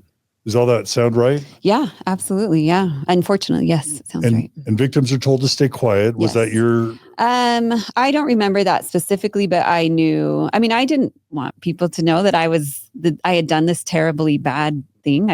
Why would I tell people that? I was grateful that I could tell my bishop and then I could be right before God. And that felt like enough for me. I do want to highlight that. Like, I do feel like that is another layer there, that you walk away at this point with having accepted the narrative. Absolutely. Of like, I deeply sinned. I missed something somewhere and I deeply sinned and had to kind of do this whole process of repair to get back up to good standing again. Yeah, absolutely. And I had been trained that way. That is the way the system was made for me, that you have this person that you go to and you've done wrong. And I did what I was supposed to do. And that's how I could be. And the most important thing for me was to be right by God. And this is the way I had to go to be right by God. And I just realized, I was so outraged when I heard you were blamed. But then I thought it's in the church's best interest for the child victim to feel somewhat responsible. Because if they feel responsible, they're not focused on being victims. They're focused on feeling guilty and being sinners and needing to repent. So the church has every motivation to have children feel like they're to blame for the abuse. Yeah, and I also think, I mean, yes, and we put bishops into callings who don't know what they're doing and they don't know how to handle these situations. And so I have respect for that bishop. He was an important person in my life. I don't feel like he intentionally wronged me. I think he just did not have the skills to handle that situation or to know how to even navigate it. And if I'm coming to him saying I've sinned, he did what he was supposed to help me be free of my sins. And he also probably didn't know what to do with abuse or what abuse is. He also was not trained in that. And I think that's where so much of the problem, and as I've shared, finally felt like I can share this story, the response I get is jarring because of how many people have experienced the same thing over and over and over again, where they have come to bishops' interviews to be helped and then been sent away with this list of what they need to do instead of being told, yeah, that's wrong, what's happening to you. And here are tools you need. They just don't know how to do that. And so the fact that we give them so much power and so much put them on a pedestal that this is the person that can get you to God it's very dangerous. Yeah. And it's not just that they weren't trained. They are in a system where they obeyed what the system told them to do. They obeyed the system that the church put in place based on the law firm's recommendations, not for taking care of the victims, but for protecting the name and the wealth of the church. Yeah. Yeah. So, okay. Wow. Well, I just want to take big, deep breaths and just tell you I'm so sorry. Yes, we're feeling we are so sorry that this happened to you. Yep. And it feels good to finally hear that. I mean, it really was not until like the last 5 years that I started sharing it like with friends that I felt close enough. And when I would see when my own girls turned 16 and I saw a 30-year-old and a 16-year-old, I was able to be like, oh, in no world was this my fault. Like, she's still a little girl. She's just like, she doesn't know anything. And so I was able to slowly on my own realize this was abuse. I was treated very wrongly and I was not at fault in this situation. And then was able from there to then feel freer to share it with other people. And then as people reacted to my story, I could feel it even more where they would be outraged, which was new for me because it had been met in the past with, yeah, well, you're wrong and you shouldn't have done that. So just feeling what I needed to have felt back then. It's been always felt, it's just to have the story seen for what it actually was. Yeah. Is healing for me. Are you able to share what your dad's reaction was since he was in business with this man and had been his bishop and trusted him? And also what the perpetrator's wife, what you knew about her reaction and response? So I never told my dad. I didn't have the heart to tell him because... And the bishop didn't tell your dad? No, they didn't tell anybody. No. So your dad never knew? My dad never knew. As far as I know, I don't think my dad ever knew. Okay, now I want to throw a chair. And like they didn't tell your dad. Not only that, but my dad was in business with him and went bankrupt because of how the business dealings went. And the same thing happened to my brother. So he not only hurt me, but he hurt other family predatory, it sounds members. Like in a lot of ways. And so my dad was... He was sexually abusive with your brother? No. Okay. He was in business. Just making sure. Yeah. He was in business with my brother as well after he was in business with my dad. So he was a kind of a financial scammer, maybe. Correct. Or irresponsible. Okay, yeah. And my dad already had so much resentment towards him. For the business stuff. Yes. And I think this is a crucial part. I cared deeply about his children and his wife. And that is a huge reason I didn't share the story, because I knew it would hurt them to know who their dad was. And it took me years to realize that he was the problem. So for all those years, I was just like, well, he fell in love with, I had it. He kept his hold on me for a remarkably long time. And so I didn't share it to protect, I hope not to protect him, but definitely to protect his wife and children. So do you know if his wife and kids knew? So he told me at that time that she knew, and so she told me she told him never to talk to me again. And then recently when I decided to share it more publicly on my socials, I reached out to her initially, and because I needed her to know, because of that need. And this is why abuse doesn't get talked about, because we are protecting those who get harmed by the story of it. So it was important for me that she know what happened from my side, and that she had a heads up. Hey, I'm going to share this story, and so I know it's going to affect you. And at that time, she was actually incredibly generous. And like, of course, you have every right to share this story. And I knew everything. None of this is new to me. So yes, she did know about it. And he also, when I was on my mission, he wrote a book that he sold at Desert Book about, yes, not through Desert Book. Like, it wasn't published, but he printed it on his own.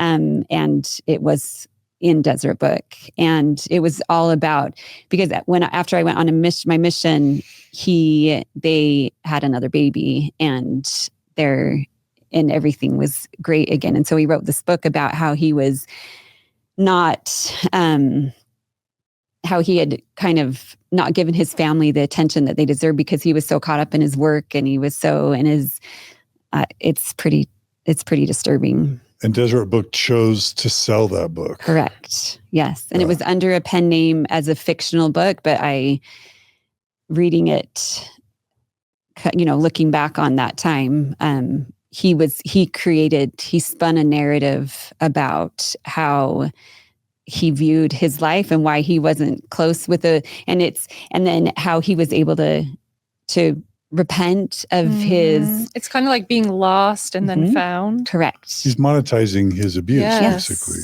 And obviously the abuse is not in that story at all, in the story. Right. It was just that he was distant from his wife, and he was focused on his work, and I know what that actually meant, and where that focus was, and that he had the gall to write that and to talk about how God then gave them this gift of another child because he was righteous again. And pretty messed up. And the way that all works, he could have told his wife, it was mostly her. She was just aggressive with me. I didn't do anything, but she did stuff to me. Like, if it's handled in the way that it's handled, he could tell whatever he wants to. Right. He could disagree with your narrative, tell the bishop she's lying. Right.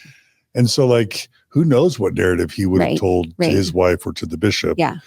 And then it's his word against yours. Yes. So. And she did. I mean, this is just in the last few years that I reached out to her, and she did agree. She did see that all of that. She did know everything that I shared. Eventually. Okay. And as far as you know, did they stay married? They did stay married. Okay. And when she talked, when we communicated just through messages, but she definitely talked about Christ and the atonement and how they were able to use that to heal the past and move on. Did you feel pressure? This is another really key point for many victims in the Mormon context. They're pressured to engage with the atonement as victims, and they're pressured not just to seek forgiveness for their own sins. Did you feel pressured to forgive him, or did it not even get there because he was never really framed as a perpetrator? I never needed to forgive him because in my mind, he never did anything wrong. It really took a decade after that for me too. And so then, and I've never felt the need to forgive him since I've realized it. I'm just only angry at what happened. Wow. No, and it wouldn't, because of how it was framed. That's what I was trying to say. That was another violent act, was how it all went down, and how you, like, what narrative and what story was created about you. Exactly. Wow. Okay. I should mention, just Manti is known as a temple for some reason in Mormon culture that kind of Mormon fundamentalists really like. So there's been all sorts of weird sort of fundamentalist apostate happenings in and around Manti. So the fact that you say he liked the Manti temple and took you there suggests to me that he was potentially into reading Mormon fundamentalist literature. And in his mind, he was had Joseph Smith and DNC 132 and the practice of polygamy in his own mind as some sort of spiritual justification for what he was doing. Yeah, I have no idea, but that makes a lot of sense to me. Okay. Yeah. Okay. Okay. I think this is the last question before we move on. Mm-hmm. Thanks for being willing to go slow through this. So viewers, listeners, everyone needs to know this, that Joseph Smith married multiple teenagers, at least one or two as young as 14, several, 16, 17-year-olds who were exactly your age. Mm-hmm. And there are two things I want to have you address. There are a lot of people that say, well, there's no evidence that with the underage girls, he had sex with them, as if mm-hmm. no harm, no foul, a 30-something man. Joseph mm-hmm. Smith was a 30-something mm-hmm. man when he married these teenagers. Yep. And so they like to say, well, it's not super bad that he married teenagers because he didn't have sex with them. I want you to address what harm you can describe that can be done having a married man marry a teenage mm-hmm. or fall in love with a teenage girl. Mm-hmm. What harm are you comfortable experiencing separate from the sex? And then to the extent of sexual activity, you could also talk about just whatever you're comfortable about how it harmed you. And I know that's a very heavy and a sensitive question, but I want to give you a chance to say, here's how he harmed me, taking the sexual stuff out of it. And then here's also how else I want to say how he harmed me mm-hmm. so that people can understand the harm. Yeah.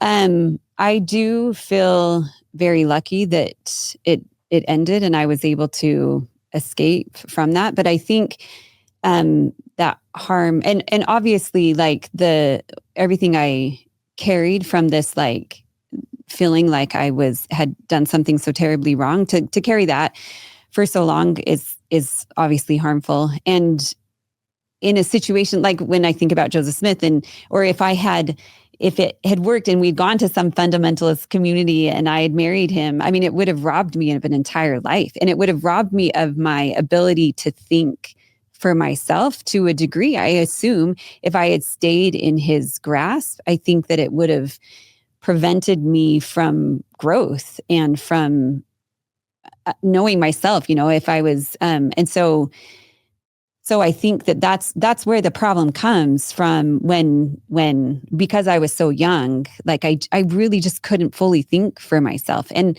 I did not think that at the time. I felt very capable and very mature, but it really took me until I really saw a 16-year-old, my daughter, and having her there, how little I was able to fully grasp that. And then as far as, I don't know that I can speak much to like the physical aspect of the relationship and the harm that, I mean, once again, I'm very lucky that he didn't rape me. And more than anything, I think it was just the guilt that I carried from what we did. I have been very lucky to have had really good relationships. I'm happily married. I have an excellent relationship. And I feel like I'm just lucky for that. That's not always going to be the case for people. And so for some reason, I was able to move past that. And that boy that he introduced me to, I fell very in love with and had a good relationship, and then more relationships until I did get married, and I have a good relationship. So I lucked into that. That's definitely not the case for most girls in those kind of situations. And if a Mormon apologist wants to say, but those teenage girls, they had dreams where angels visited them and told them it was okay. So they were, the Spirit told them. Same. What do you mean? I had the same dream visions and the same. I mean, God also told me that it was the right thing. So I can see that, how easy that is. Of course, if the prophet of a church comes to a girl and like a young person, a young innocent person like that, and tells them that they're chosen, most of them are going to want that. That's like, it's just that power that they feel like they can use. And that was the same with me. I felt chosen from someone that wasn't even the prophet, And so of course they felt like they needed to be with him. Of course they did. But even angelic visitors or strong feelings of the Holy Ghost. I could say all the same for myself. I mean, not angelic visitors, but more or less like strong feelings of you can create whatever you need to, and then to put so much weight on those emotions for a child that young. It doesn't work. And do you feel like he robbed you of any of your adolescence? Absolutely. That's the one last question I would ask about. Absolutely. That. Yes. Yeah. He, of course he did. Like, I wish I could have those years back. Those, I don't know what life would have been like, but he robbed me of those years. Absolutely. Okay. Thank you. Yep. Okay. So thank you so much. I know we really went slow there, but I just really hope it's informative to parents and kids. Yeah. And I mean, and the church, frankly, to change their policies. Right. Yeah. And the 16, 17-year-olds that have reached out to me, or maybe older, that experience the same thing. I just want those kids to feel like they can say their things and know what abuse is and feel empowered to share their stories as well. It's so hard. I mean, my story, obviously it's awful, but people deal with way worse than I experienced. And even mine is, I don't know, it's hard to quantify, but it took me years and years, decades to be able to share it. It's there's just something about abuse that makes it's so hard to share. And so, and then that's why it's so persistent is for that. So if it can help other people feel like they can share. Yeah. Thank you. Okay. So what I will probably do some fast forwarding now, but what do you want to say about how your life progressed from doing your mission interview to the next main kind of point of conflict? So went on my mission and actually was like, I'm such a rule follower. I'm kind of an all or nothing person. And so I was a great missionary. I served in Germany, so I didn't actually get to teach very much, but I knocked on all the doors and just was very diligent, felt guilty all the time if I didn't pray enough or read my scriptures enough. But I did enjoy my mission. I loved my companions, and it was fun to be in Germany. It was discouraging, but it didn't stop me from knocking on hundreds of doors and trying to share with. I couldn't sit on the bus and not talk to someone. I just had to always be. It felt really important to me that God needed me to always be engaged, and I couldn't let anyone slip through the cracks. So, and another part of that is I had actually met my husband months, like a year before I went on my mission, and we had, we dated a little, but once I got my mission call, we became pretty serious, but I was determined to go on a mission at that point. And so I went on my mission and got home, and I was married like 3 months after I got home from my mission this is when girls were 21 when they served a mission. And so I definitely felt behind. I was behind for marriage and having children because most of my friends had gotten married already. Because really in those days, you only went on a mission if you weren't married by 21. And so got married and also felt like, okay, now I've got to really start having children because that's my whole purpose. I mean, I definitely bought into that narrative of of course, I'm going to be a stay-at-home mom. I need to multiply and replenish the earth. That was my job, was to have, we both came from families of 6. It felt important for me to have a lot of kids, and that's where the next part of my life took me, was that my childbearing and rearing years. How did you think about telling your husband about the abuse? Yeah. I told him when we were engaged. So the summer after my mission is when I told him, and I know everyone responds very differently to things. And I know people who also shared stories like that with their fiance, and it ended the relationship because the person was soiled or not damaged goods. Yeah. And he's a very kind, compassionate person. And he was able to,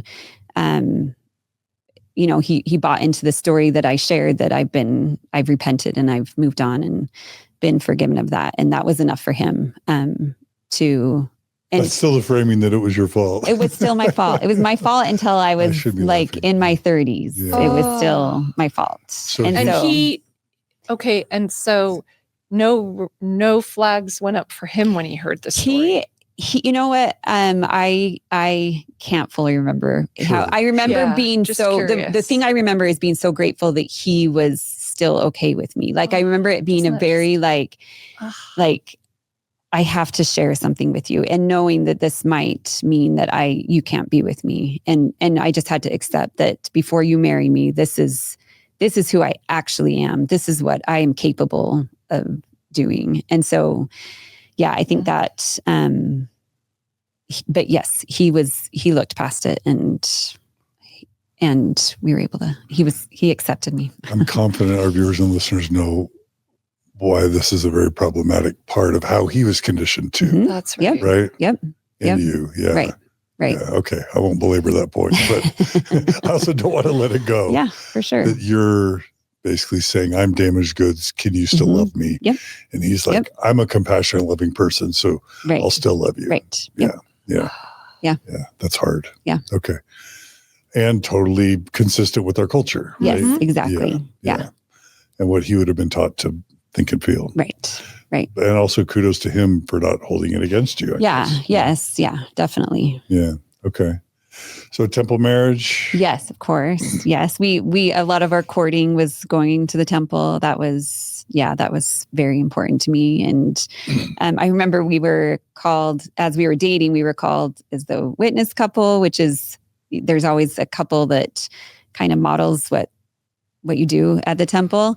And we were called as the witness couple as we were dating. And it just felt so like we're meant to be, this must be God, like sanctioning this decision. And I do also remember a lot of, like, it's the Spirit telling me, should I be marrying him? Which I now feel so, it just is, that's such a hard thing to have to rely on the Spirit to answer these kind of questions, instead of just being like, do I want to marry him? I just had to get confirmation from God that he was the right person to marry, and just being like, I hope this is right. I hope God is okay with this. And just how complicated it can make love. It makes so much sense, though, that outsourcing. Yes. I mean, that's part of the conditioning, is you're always outsourcing. Always. Yep. And then also, you've had this experience, this in your formative years, where for you, it sounds like what you're having with your husband, but it was supposedly like you making a mistake. It was like a sin. Right. So it makes sense that the part of the legacy of that is like, how do I know? How do I trust myself? Because boy, I didn't see that from before. Right. Yes. So it makes total sense. Yep. Yeah. And I'll just pause and say I've met so many Mormon couples where one of the partners were victims of childhood abuse. And so many people go into their marriage as, quote, virgins in terms of with each other, but then one with sexual trauma, and that, but you don't know that there is sexual trauma or fundamental sexual incompatibility as a young Mormon couple, because you're not allowed to have sex until you're married. And almost immediately then, I mean, I've met people who had sexless marriages for all intents and purposes other than childbearing from the start for decades because of untreated trauma.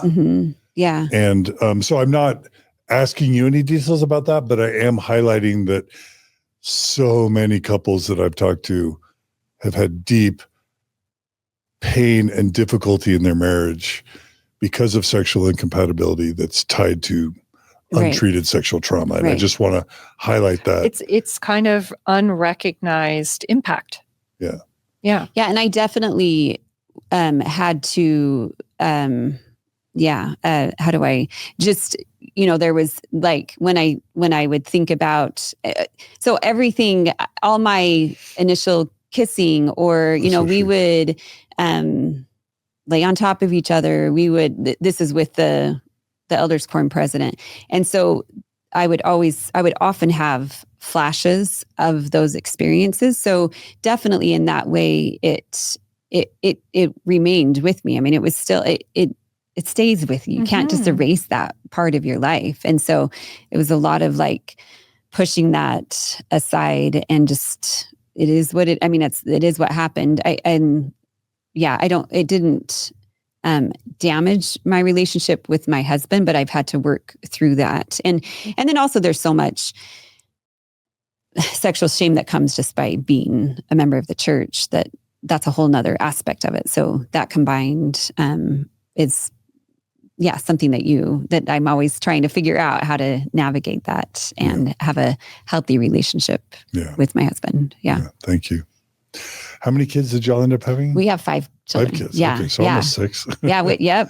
That was the goal, was 6. And then parenting's really hard, it turns out. And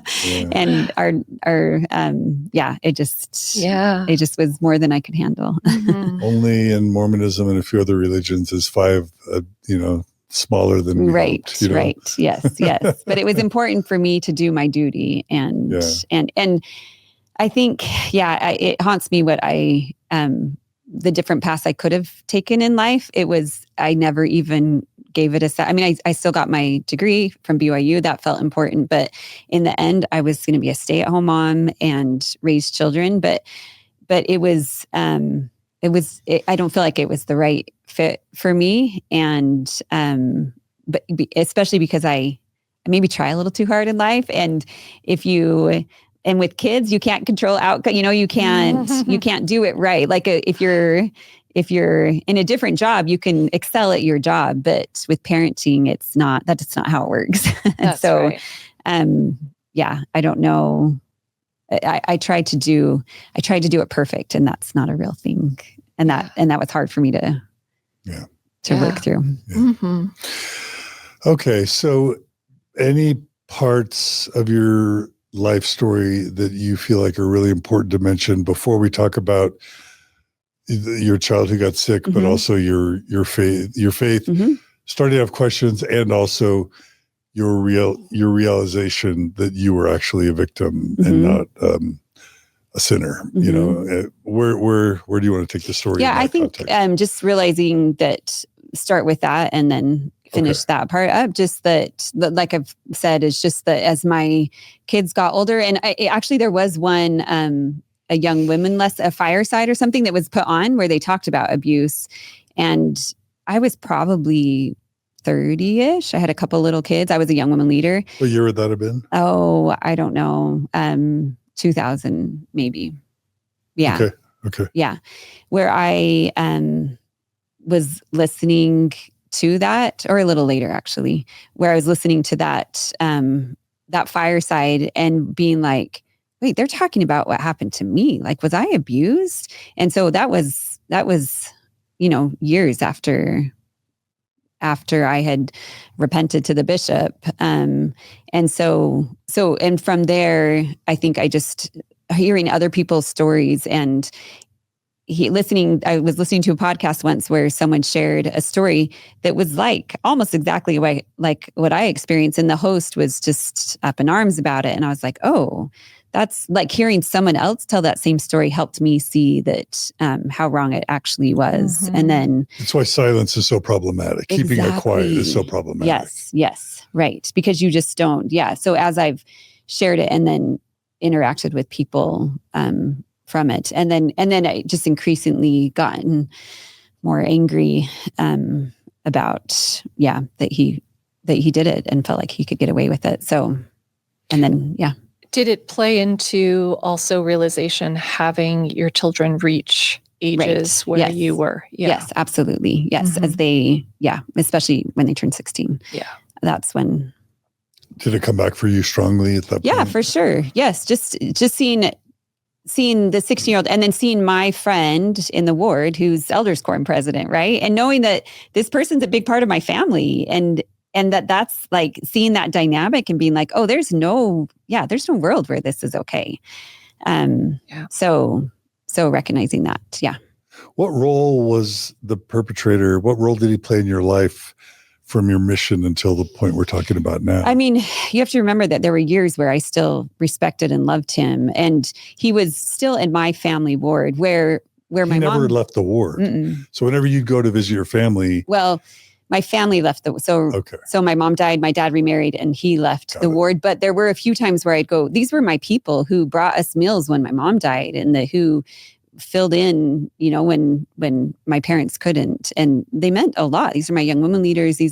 So there were a handful of times where I would go back and visit the ward and he would, I would see him there in a like, oh, there's my friend. I mean, it's now that's so twisted and now it would be a very different experience if I saw him. But for those years when I did see him, I haven't seen him in, 15 years. It's been a long time. So, but we have to call that out. If the church doesn't punish and make public and make the person leave the unit or go somewhere else or stop attending, it forces the victim to continually be confronted by their perpetrator. Yeah, for sure. Yep. Yeah. And that's often what happens. Right. It's just pretend like nothing happened. Mm-hmm. Yes. Yep. Yeah. That's what happened. Yeah. Okay. So you started listening to podcasts and learning more about abuse in your 30s. Well, even 40s. that was not like, I think, and even like the Me Too movement, that was huge. I think the Me Too movement really, pushed me as well to just because so many women were sharing stories. And then I was like, oh, I don't need to be quiet about this. This is something I can share. So whenever that movement was, that helped me as well, to feel more confident in sharing that story. I mean, I'm reading 2017. So, I mean, what age are you by 2017? How many years ago? I'm 50 now. So do the math, but a long time. So like 8 years ago. So you're 42. So you're in your early 40s. Yeah. No, it took years. It took, a long time for me to feel like I could share. So that was helpful for me as well. Yeah. Okay. Yeah. Okay. So then how did things happen as you start realizing, wow, I was a victim?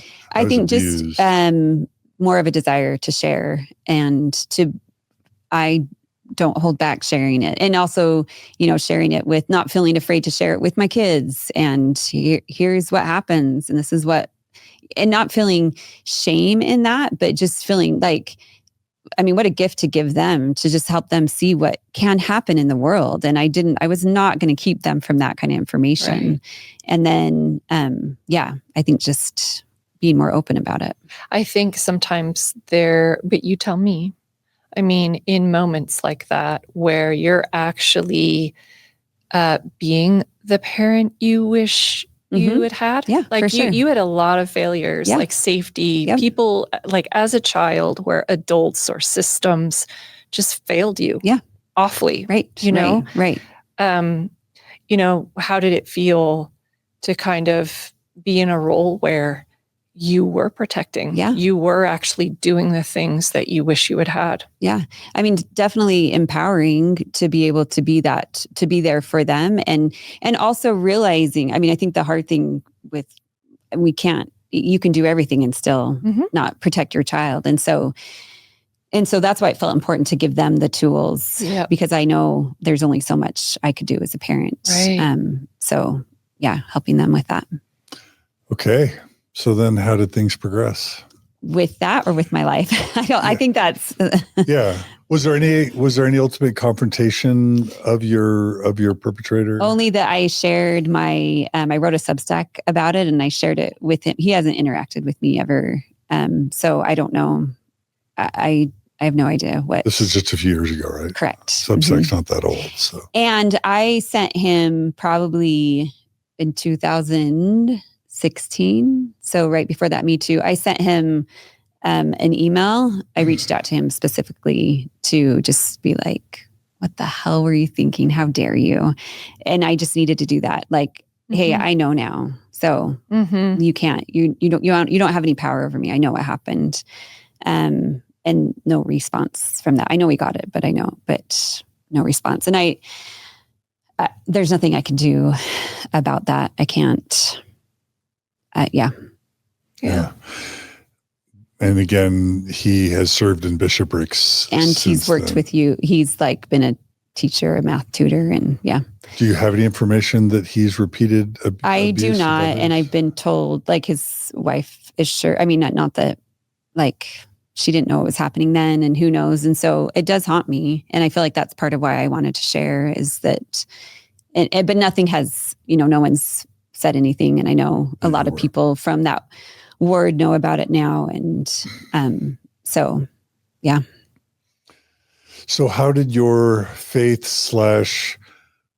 child's illness sort of unfold? Yeah. In parallel and after. Yeah. So that feels like a very separate part. Any other thing you want to tie up? No, I don't think so. No. Okay. Yeah. Okay. Let's jump back to wherever you want. Yeah. In the timeline. I would say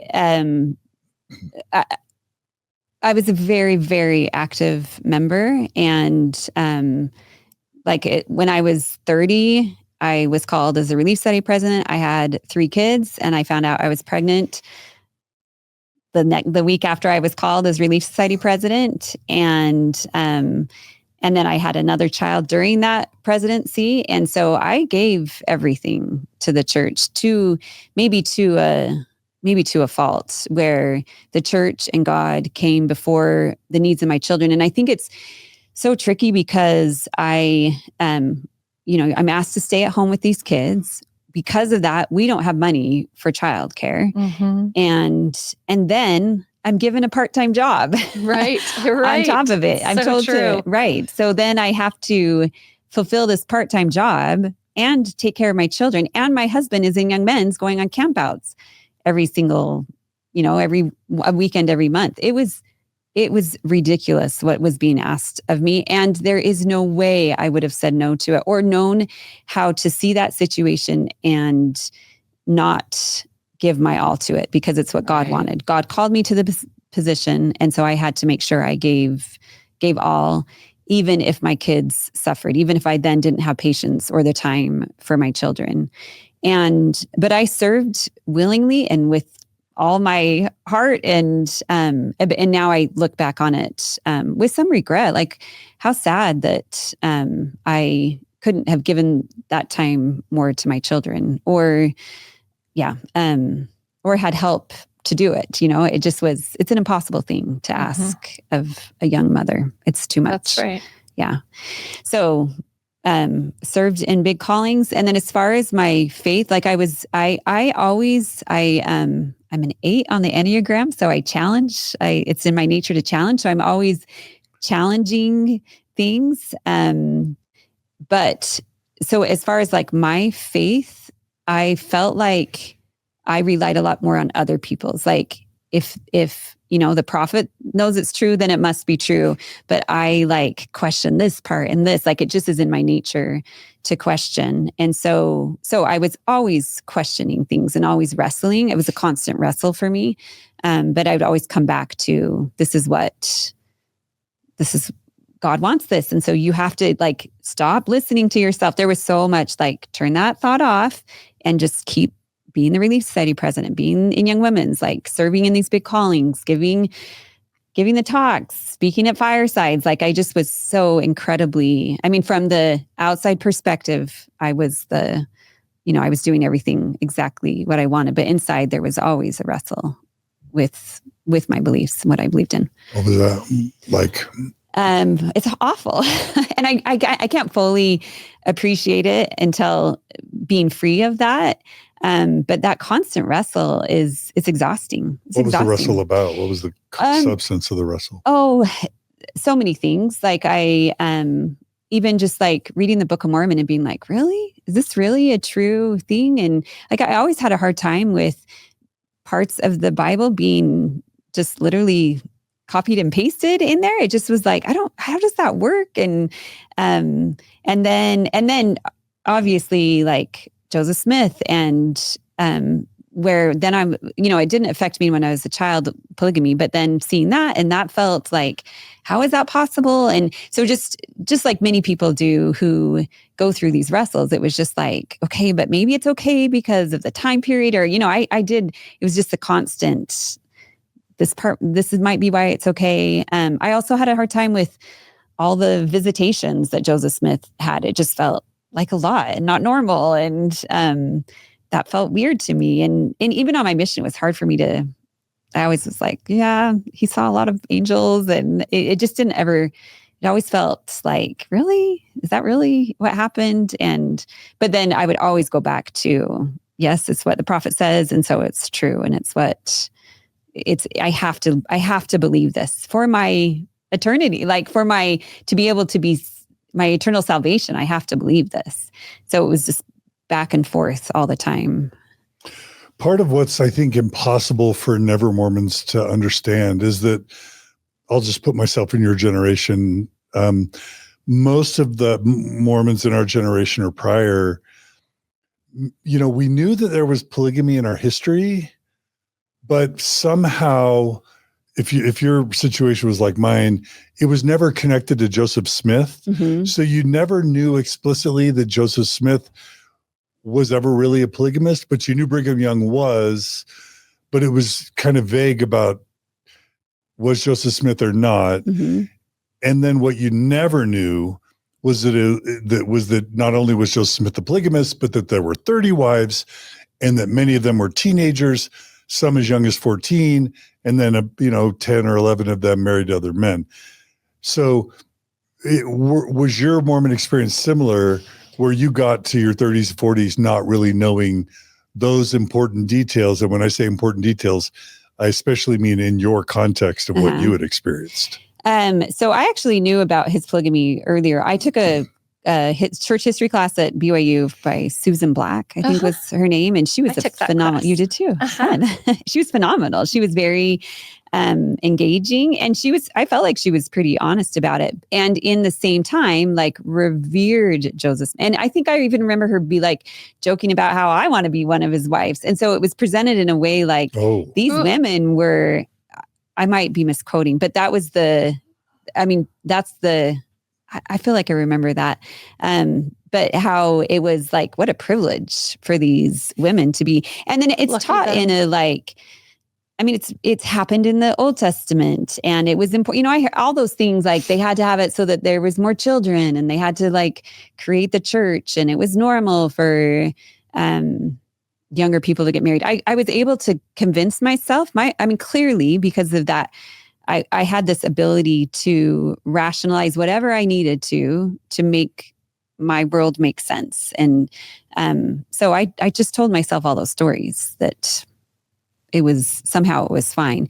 But then was it in her class where you first learned that stuff? Probably. Because you're still in your 20s before you learn it. True. Yeah. In other words, you've got over 2 decades of conditioning of belief. Yes. Before you find out that information. Right. And I might have known it. I don't remember finding it shocking, like the knowing of it. My dad was he read so much, and he was, I don't think he was, I might have known even younger, and it was just presented as, it's fine because he's the best man, like next to Christ. So he can do no wrong. He gave us the gospel. Like, I was able to see it that way for a lot of my life. And then it just got progressively more difficult as I allowed myself to question and think more about it. So it was just this, I feel like most of my life was just this like kind of questioning and then shutting it off, and kind of questioning and shutting it off, just because it was too scary to question too much. And I didn't have people to talk about it with, and so just kept it to myself, those concerns. That's an eye-opening element of human psychology, that after what you had experienced in your 20s, you learn about a Mormon prophet who you're taught is the man next to Jesus in righteousness. You learn that he married teenage girls, having been a victim of a married man loving you as a teenage girl. Yeah. And in your mind, you didn't even really make that And by then you felt like it was wrong. Well, not for a lot of years, remember? So I was able to go a lot of years in the church. That says a lot about human psychology. Absolutely. That you didn't like stop and go, oh my gosh, my world's falling apart. You're like, oh yeah, of course, Joseph was a prophet. Right. And that was, God must have sanctioned it. And I'm going to go get married in the temple and go live a good Mormon life. Yeah. Right? Yeah. That says a lot. Yeah. And it was, as little things fell apart, I was able just to ignore that part of it. So compartmentalize. Yes, absolutely. And then see the beauty in the church and the good in the church and all that it was offering me, and just really focus on that part of it. So I feel like, I kept my eye on the good as things kind of slowly crumbled away, and I had to just, like everyone says, put it on the shelf and just like not focus on that part of it.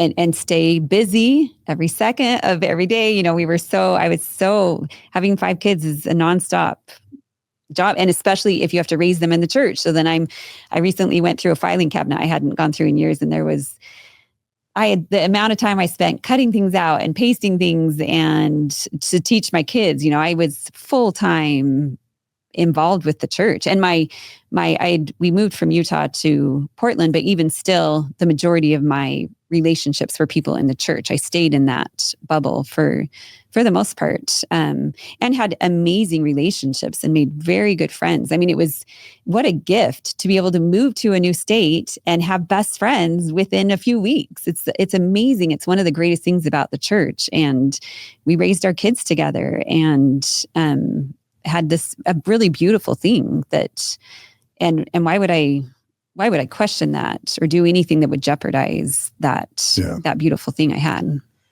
I will say, for those who are learning about this for the first time, that there's an element of the church grooming Mormon men, to become polygamous, because in Doctrine and Covenants 132, still in today's Mormon scripture, polygamy is sanctioned by God to Joseph Smith. So a Mormon in 1920 or 1950 or 1980 or 2025 would be reading their Doctrine and Covenants and read the revelation where God tells Joseph Smith to take plural wives, and if they're virgins, they can have them if God assigns them. And long after the church denounced polygamy in its first and second manifestos, many, many, many a Mormon man has learned about polygamy, read D&C 132, and then received in their minds a spiritual witness that some girl or woman should be their plural wife. And this includes apostles. So something that I didn't learn until long later was that Richard Lyman was an apostle for the church, Mormon apostle, in the 40s and 50s, married to a woman. I believe she was a Relief Society president for the entire church. And he ended up taking a plural wife in the 40s and 50s, a secretary, as his plural wife secretly, because he felt spiritually justified in doing it. And we did a whole episode on Mormon Stories with Brian Buchanan and I believe it was Gary Bergera, where we talked about several Mormon apostles who, after the manifesto, felt spiritually allowed to take polygamous wives long after it was forbidden by the church. And even Elizabeth Smart's abductor, Brian David Mitchell, was raised LDS and felt spiritually allowed. So I'm not justifying those men's abusive behavior. And it is this doctrine, Joseph Smith's history plus D&C 132, that's still in Mormon scripture, that implants in men's minds, along with the Old Testament, that somehow God's okay with this behavior. I have to just call that out. And if you don't believe me, just Google Richard Lyman and you'll hear about his removal as an apostle in the 40s and 50s for doing the same thing. Right. So I have to throw that in. Yeah. Okay. Hi, everyone. This is John DeLynn. Thank you for joining us today for part 1 of our interview with Heidi Bruno. While we intended this episode to be a one-parter, there was so much good stuff that we ended up going multiple hours, and we decided that to give each of the episodes its full due and to maximize the chance that people would listen to both episodes, we decided to go ahead and divide it into 2. So we are concluding part one of our interview with Heidi Bruno now. We hope you found it sobering, but also powerful and important. Margie and I certainly did. And we just want to let you know that this is not in any way the end of Heidi Bruno's story. Please come right back and join us for part two of Heidi's story, where we're going to be talking about her daughter, Holly, who, as I believe an 8-year-old child, contracts cancer, and what it was like to be a Mormon mom for Heidi, who had experienced all this abuse by a Mormon church leader, her Elders Quorum President, who was very close with the bishop of her ward. What it was like as an adult mom with multiple children, have a daughter contract cancer and ultimately die as a child, and then how she dealt with that as a believing Mormon, how that maybe influenced her to also reflect more on her history of abuse as a Mormon teenager, and then what that did ultimately to her faith. So please join us for part two of our interview with Heidi Bruno. We think you'll really value it. And then also just thanks to everyone who is a donor to Mormon Stories and the Open Stories Foundation. We could not do these episodes without you. And if you are not a donor and you value this type of content and you want to see it continue, we just want to invite you to become a monthly donor. You can go to mormonstories.org/donate and become a monthly donor, or you can go to mormonstories.org and click on the donate button and become a monthly donor. We're tax deductible in the US. We're transparent in our finances, and we do our best to make sure that all the money you donate goes to the cause of informed consent and supporting Mormons who are having a faith crisis and supporting them in their transition. Please also email us at mormonstories@gmail.com with any feedback. We love your comments on YouTube. You can follow us on Instagram, TikTok, Facebook, and YouTube. And then finally, liking and subscribing can be really helpful. So again, don't go away. Come right back for part two of our interview with Heidi Bruno. I promise you it's incredibly powerful and heart-wrenching, but also hopeful and enlightening. Take care. We'll see you all again very soon on another episode of Mormon Stories Podcast.